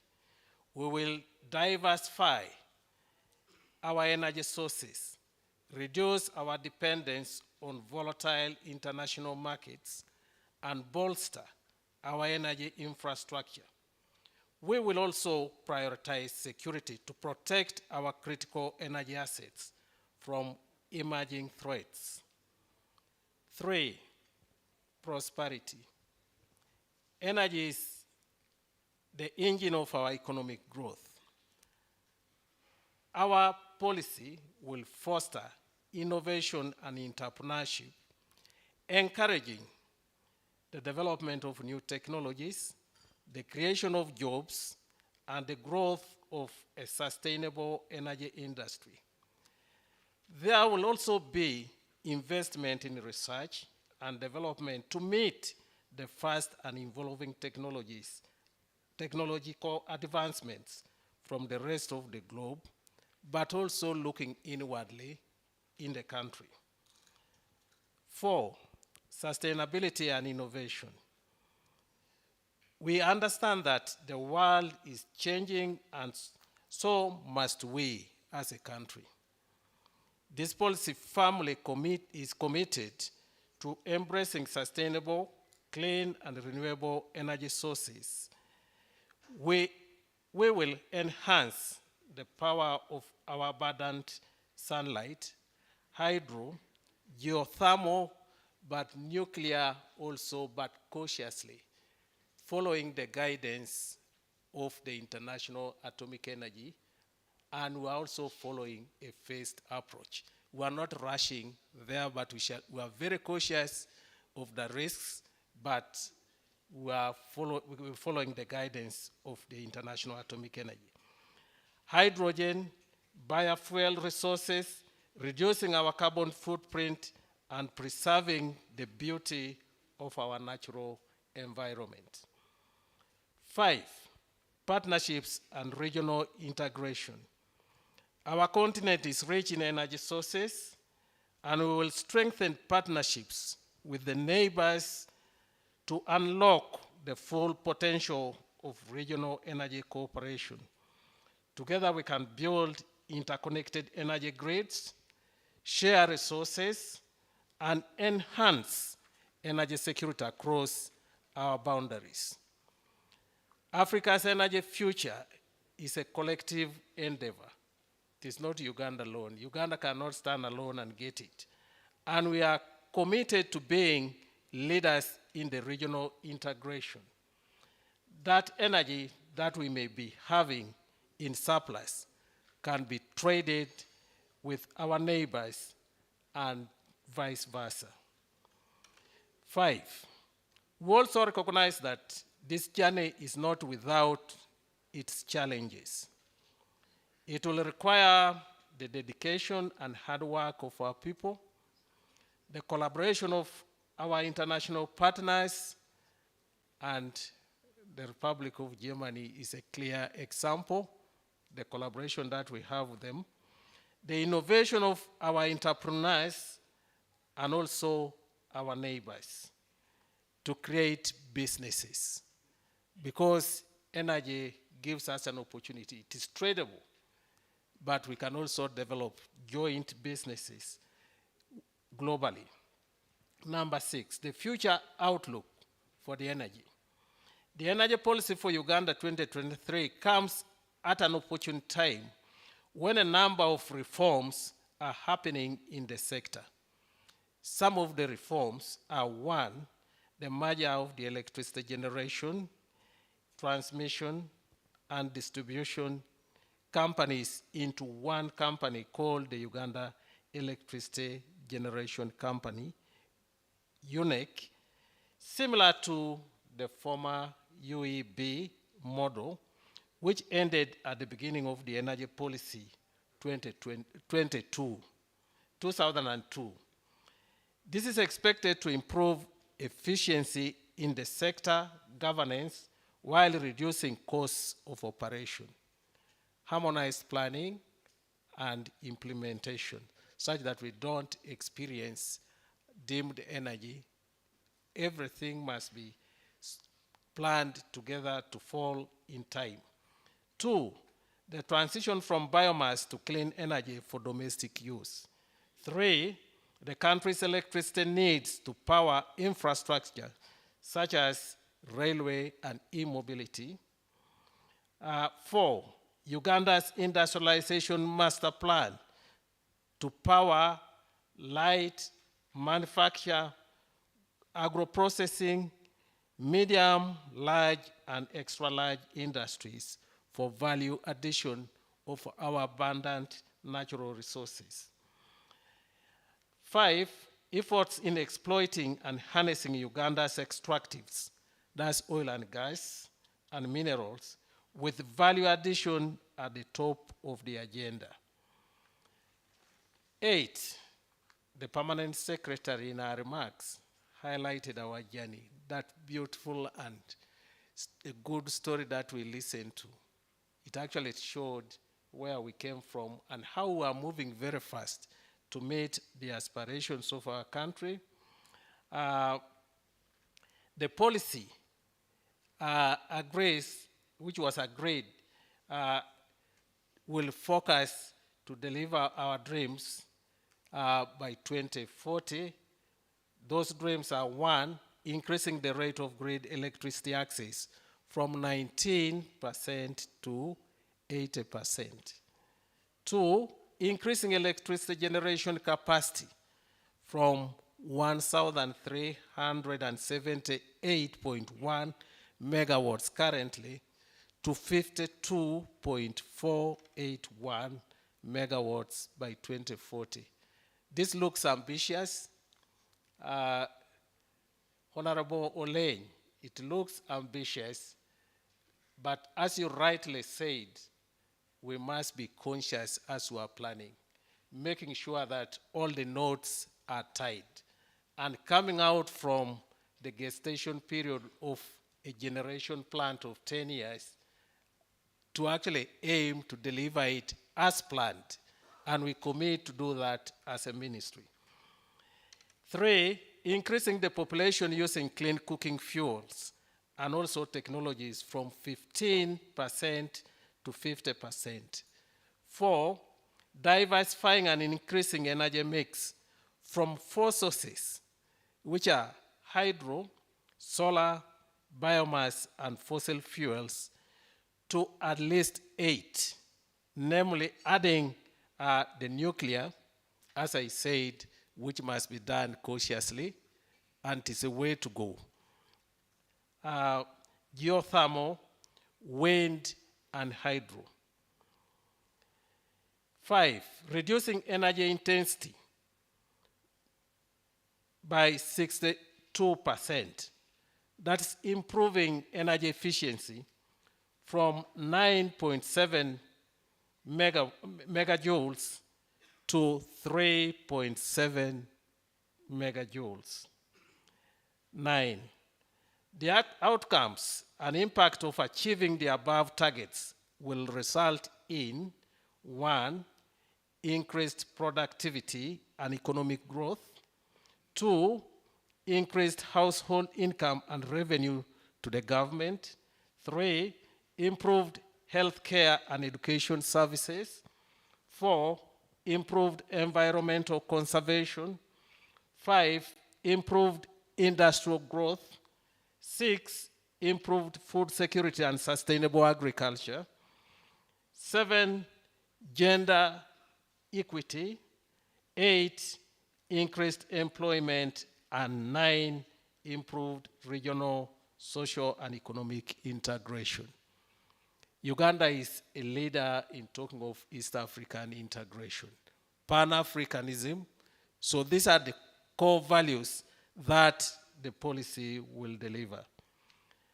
10, it will be important that during this period, the African power pool, I'm not only talking about East African power pool, my dream is bigger, African power pool, should be leveraged to harness investments by other countries. Given the significant investment requirements, it will be critical to tap into excess capacity investments by other countries and vice versa, but most importantly, the role of the private sector. The private sector has a major role to deliver this policy. Sequencing of events to attain the required energy mix.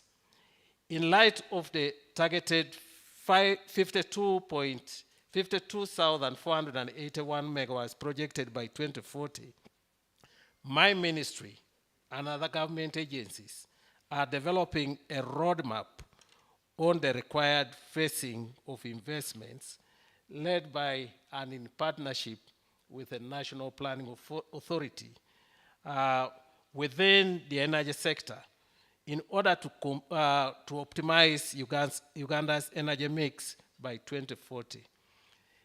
This will avoid the heavy costs of deemed energy, which I talked about earlier on. I'm assuring the country, deemed energy must get out of the energy sector.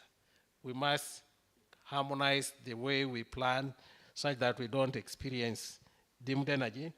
We have the benefits of learning from the past.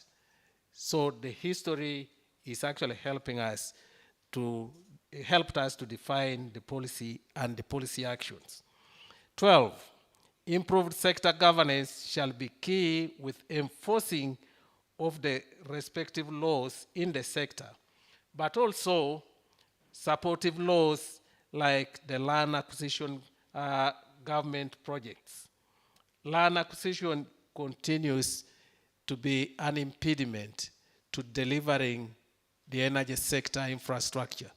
So we shall be looking into how we can harmonize with those laws and also the environmental laws. They are critical in the energy sector. This period should also work towards achieving the decentralization of energy services at the lower government levels, like it is done by the education sector, the health sector, and the agriculture sector.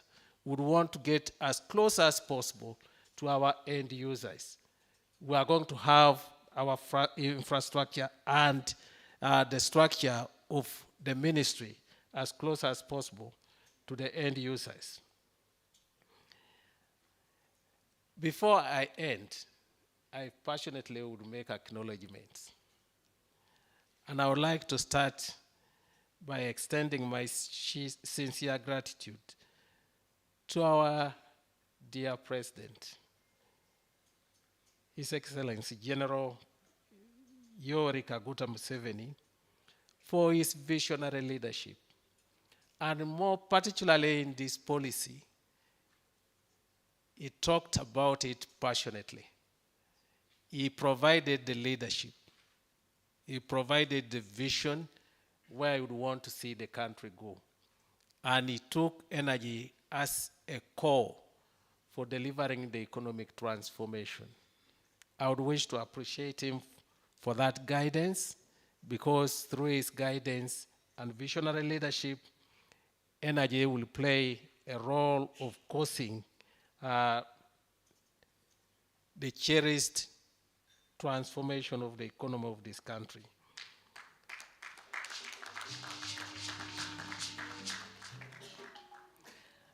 I also wish to dedicate my heart feelings to my leader, the senior minister. She's such a leader who is committed to delivering. is such a leader who gives everybody to work to the best they can. She has provided that leadership which makes all of us equal in the ministry. And there is nobody who is small or big in the ministry. Anyone can play a role of a minister without any hindrance, free decision at all levels, and this is what we would want to see happening with other departments because we cannot operate alone. We actually invite them to work with us. We would want to supply electricity to those who desire it for transformation. I also would wish to pay tribute to my colleague, Peter Lokeris. We are working as one. There is nobody who knows more about any one subsector. We are at the same level of knowing our sector. And anyone can talk about the sector. I also wish to thank the permanent secretary. You heard her talk, so passionate with her work.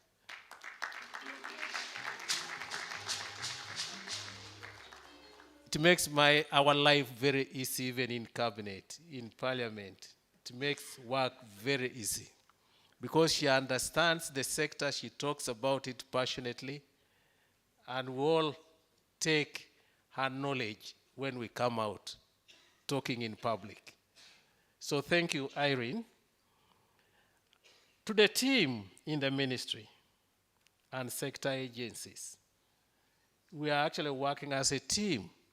I would want to thank you for your hard work. Expertise. I'm not an energy expert, neither am I a mineral expert, not even a petroleum expert. But you have made me, when I take a microphone, talk like I'm an expert. They tell me, Engineer Okasai. So thank you very much, my technical team. Please, let's keep that dedication, and this policy actually takes a lot, all of us, working together to deliver it. The PS says it is not about the policy paper.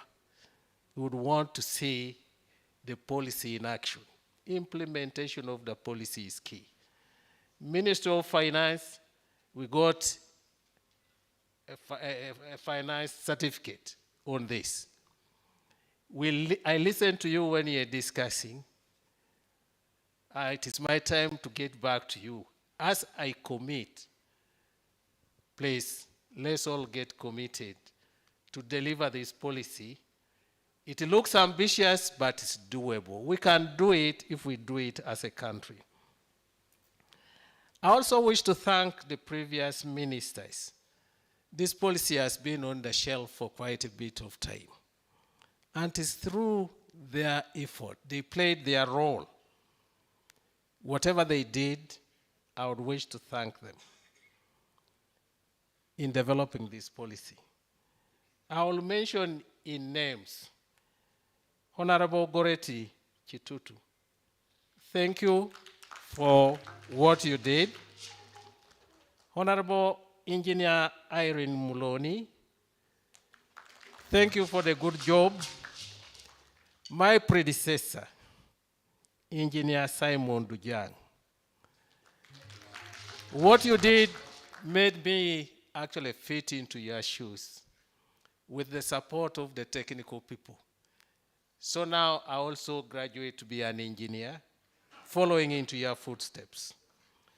Honorable Engineer Hilary Onek, thank you for a job well done. Honorable Daudi Migereko, up to now he continues advising. When I am in parliament and in case there is something he wants me to say where I'm falling short, he will send a text and say, but say this one too. So thank you, Honorable Migreko. Honorable Saida Bomba, and many more who came before us. We appreciate you, and we continue looking to you for any particular historic thing including the permanent secretary, that my permanent secretary appreciated. He's still playing a big role, advisory role, and when I'm talking of petroleum, I always check on him and say, what about this one? Is it okay? How were you managing the fuel supplies? And he tells me, this is what I used to. Then I tell him, but things have changed. We have got to think more innovatively for what's happening today. I wish to extend my appreciation to the government of the Federal Republic of Germany, in particular, and also the other partners. We appreciate your support.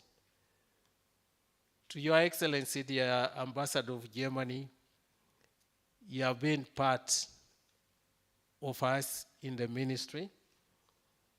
Let's keep it up. Don't shy away from nuclear energy. Let's get there also together. We learn from history. This is what our policy is saying. Learn from history, don't repeat the mistakes. Let's move forward together to deliver this policy. And to thank finally the development partners in your various capacities. All of you, thank you very much for what you are doing. We consulted in getting this policy. Let's work together to delivering it. And to you, the private sector, you were consulted, and all the various persons in this house today. We developed it together. Let's continue with the partnership to deliver this policy. With these few remarks, Honorable Chief Whip, I thank you for coming to represent the Prime Minister. I now take the honor to invite you to deliver your remarks, but most importantly, to launch the policy.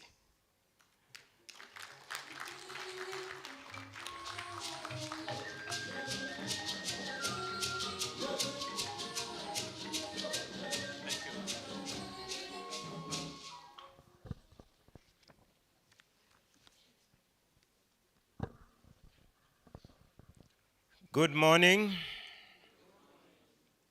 Good morning. Good morning. In my culture, it is said that when you wake up in the morning and you meet a neighbor, you greet a neighbor for the first time, the response is a bit poor, that is an accident. For the second time, the response is slightly better, that is a coincidence. The third time, no response, something is wrong. But I want to thank you because it kept on going higher and higher. Friends, before, as a delegate, I deliver the written keynote speech of the Prime Minister of the Republic of Uganda, Right Honorable Robin Nabanja. Permit me to briefly address you in 2 or 3 fronts. One is to deliver the humble apology of the Right Honorable Prime Minister, who should have been here personally to deliver this keynote address and launch this very important policy. 2 is also to bring to you warm and fraternal greetings from the Right Honorable Prime Minister. She is not here with us. She has been assigned by the President of the Republic of Uganda and the national chairperson of the ruling party, the National Resistance Movement, to do some assignment on behalf of the National Resistance Movement in Hoima. So within our reach, she requested me or delegated me or directed me to represent her in this very important function. So please accept this humble servant who is representing the Right Honorable Prime Minister to deliver a written speech and launch the policy. Then I retreat to being Obua, the MP for Ajuri, the Government Chief Whip of the Republic of Uganda, the chairperson of the NRM Parliamentary Caucus, and a member of the Central Executive Committee of the NRM. But for now, let me behave like that humble servant, the small elephant attempting to step into the shoes of the big one. The Honorable Minister of Energy and Mineral Development, Your Excellencies, ambassadors here present, the chairpersons of parliamentary committees and honorable members of parliament, the chairpersons of boards of energy sector agencies, permanent secretaries and heads of agencies, representatives from our development partners and the private sector, the academia, civil society organizations, invited guests in your respective capacities, ladies and gentlemen. Today marks a significant milestone in our country's history as we gather here to launch the new energy policy that will shape the future of our country for the next generation to come. I wish to congratulate the Ministry of Energy and Mineral Development on this milestone and achievement. I would like to emphasize the critical role that energy plays in not only shaping our environment, but also our economy and the society at large. Energy is the lifeblood of any nation, and this launch is being held at a critical time when nations are dealing with ensuring their energy security for socioeconomic development. Uganda, like the rest of the African countries, has abundant resources fairly distributed throughout the countryside. These include, among others, hydropower, 15,000 megawatts, biomass, solar, 10,000 megawatts. Geothermal, our potential is 1,500 megawatts. Peat, 800 megawatts. Wind, 200 megawatts. Uranium and fossil fuels, among others. The sustainable development and utilization of these resources necessitate establishing transparent and well-balanced partnerships with key technology providers across the globe. Let me emphasize in this forum that during the discussion of the energy policy in Cabinet, the following factors, among others, were considered in informing the projected generation capacity of 52,000 megawatts by 2040, our vision as a country. One, the projected population of about 55 million people and 73 million people in 2030, 2040, respectively. It is critical to judiciously plan for this ever-growing young population. The percentage of the active labor force, which was 12 million people in 2022, and it is projected to be 22.1 million by 2040. A large portion of this population will be young people and majorly the youth, who we must support to ensure their employability. Opportunities must be created to support the youth through technical vocational education and training abbreviated as TVET. The country's natural resources, such as petroleum, minerals, agroforestry, which can be converted into finished goods through factory production and industrialization. The NRM government is committed to exploit these resources in an environmentally sustainable manner, as already demonstrated. Large infrastructure such as the standard gauge railway, oil refinery, and petrochemical industries, and emerging trends such as electric mobility that will require significant amounts of electricity. The possible capital requirements, including foreign direct investment and local capital needed to fund the energy policy. The different small and medium enterprises that can be mobilized to utilize the electricity that shall be generated. Friends, ladies and gentlemen, in your respective capacities, the above factors are crucial in planning for the future of our country, and it is therefore important to recognize that the choices we make in developing and implementing the energy policy have profound implications for Uganda's prosperity, security, and well-being. Furthermore, energy, electricity, will play a critical role in implementing the Paris Development Model through supporting agro-processing facilities. This will in turn result in wealth creation, employment, and increased household income. This policy we are going to launch today will further support rural electrification and inclusive growth. Access to electricity in rural areas is vital for inclusive growth and poverty reduction.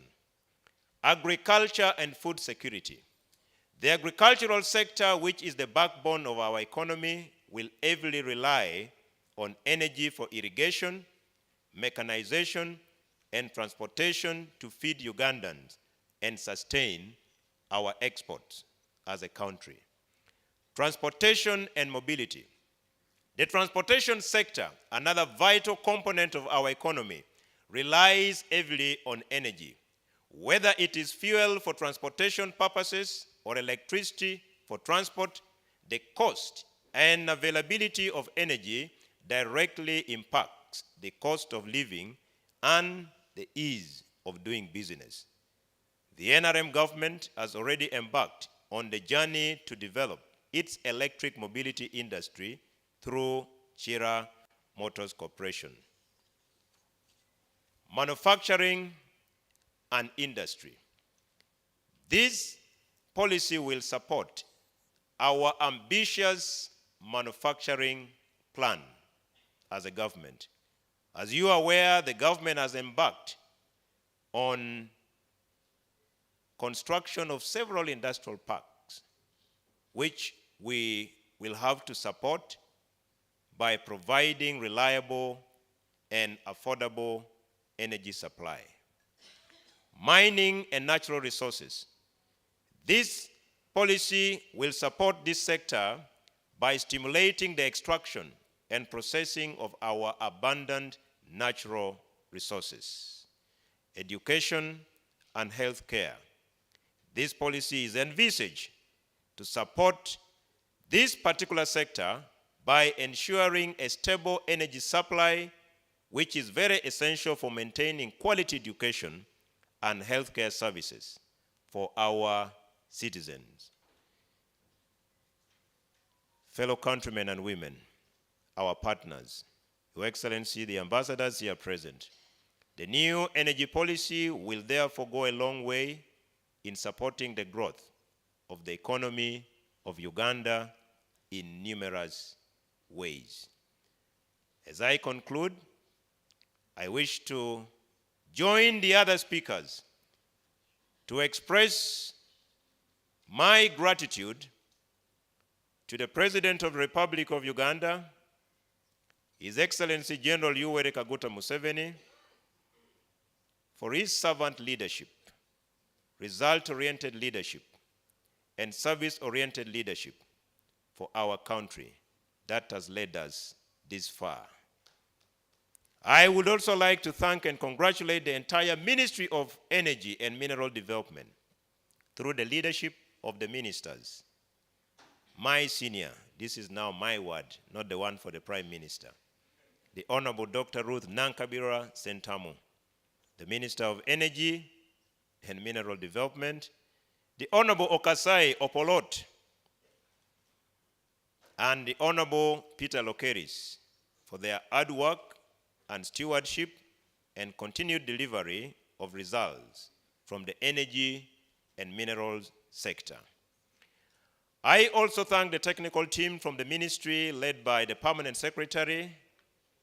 Again, this is my word as Government Chief Whip, one of our very finest and best permanent secretaries under the NRM government, and the sector at large that have ensured that the country has reliable and affordable energy to power our economy and homes.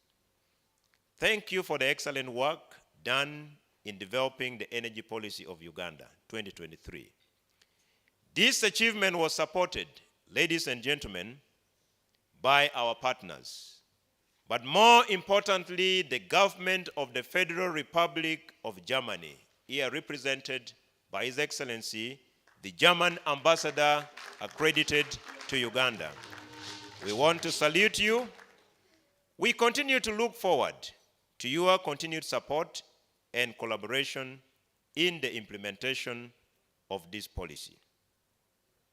As I close, the strategies that have been developed in the energy policy for Uganda 2023 will shape the prosperity, the destiny, and the well-being of our nation. We therefore must adopt a holistic approach that considers the linkage of the energy with other sectors.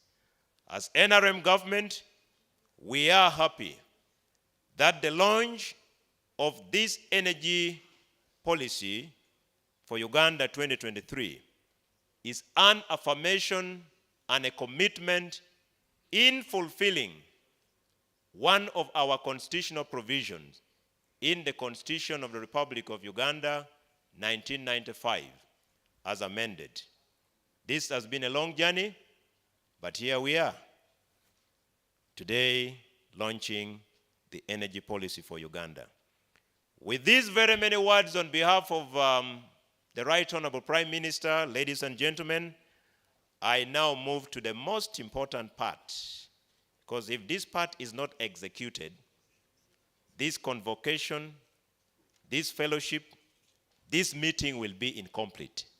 This is now the launch. I have been reliably informed we all have copies of the policy. May I now use the powers and the authority entrusted upon me before I hand over that and remain who I am, to invite the key stakeholders to join me at the dummy in order for us to launch the energy policy for Uganda 2023. For God and my country. Thank you so much.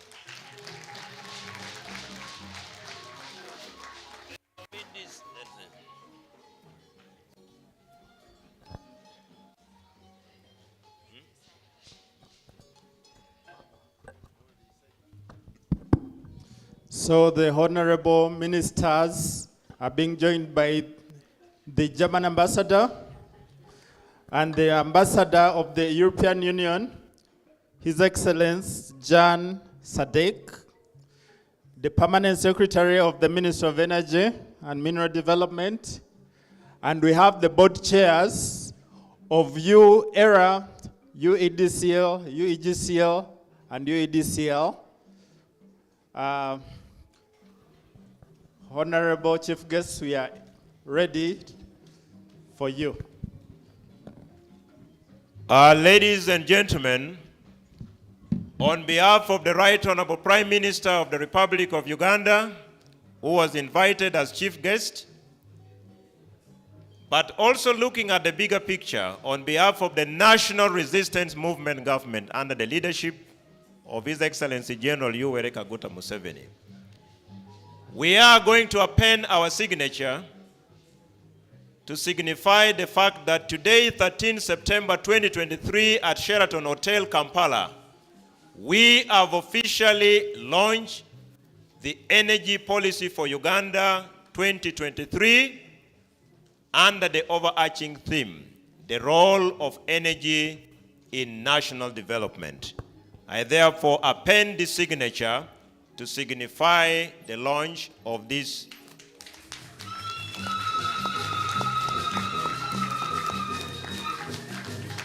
The Energy Policy for Uganda 2023 is hereby officially launched.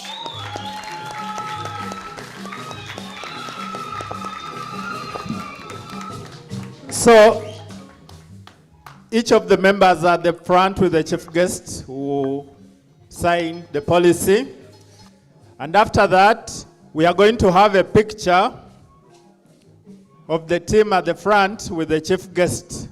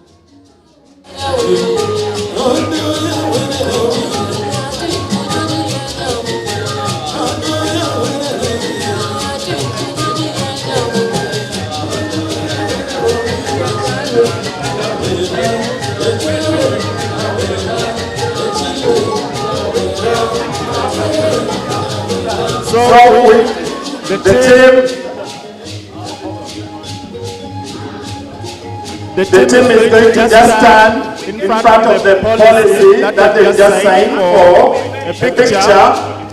So in the picture, we have all the key people that have been part of this journey. So we are going to have this podium moment so that we can keep it alive so that the sample will not stop this. Some people should.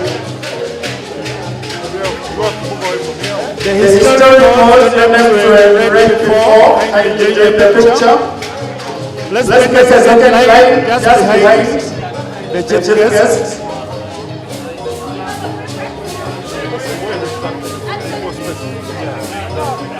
Okay. I think it would be better we come to the platform.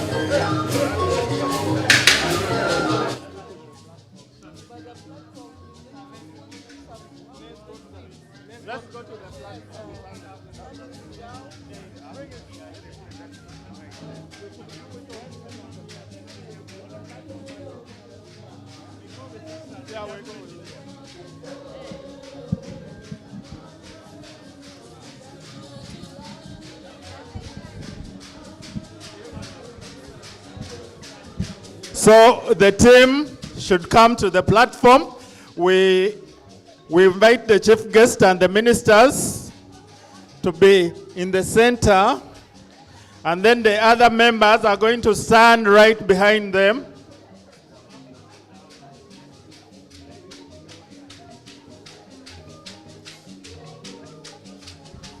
Let's have a second queue right here.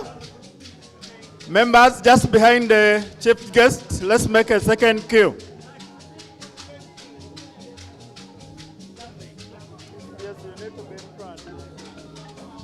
The historicals just come behind me.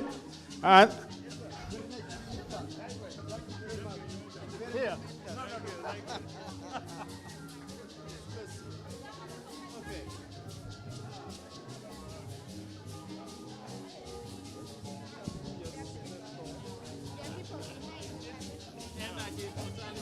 so there is some space here. Engineer Murengezi, we can't see you.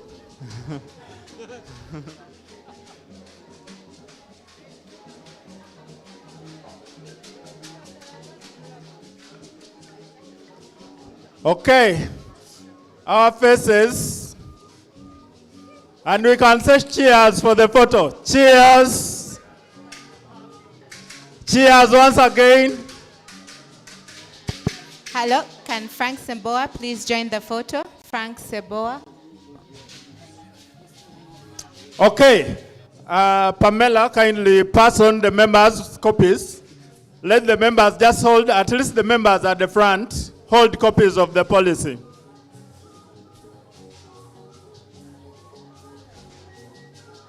At least the members at the front. Yes, that is good enough. So cheers once again. This is historic. We have to capture this moment.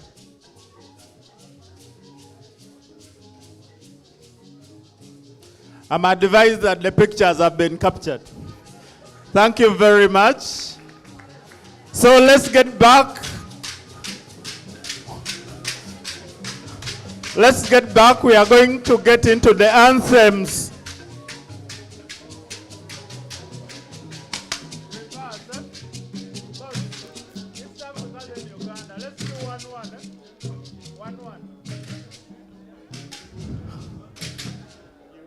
May we all stand up for the closing anthems.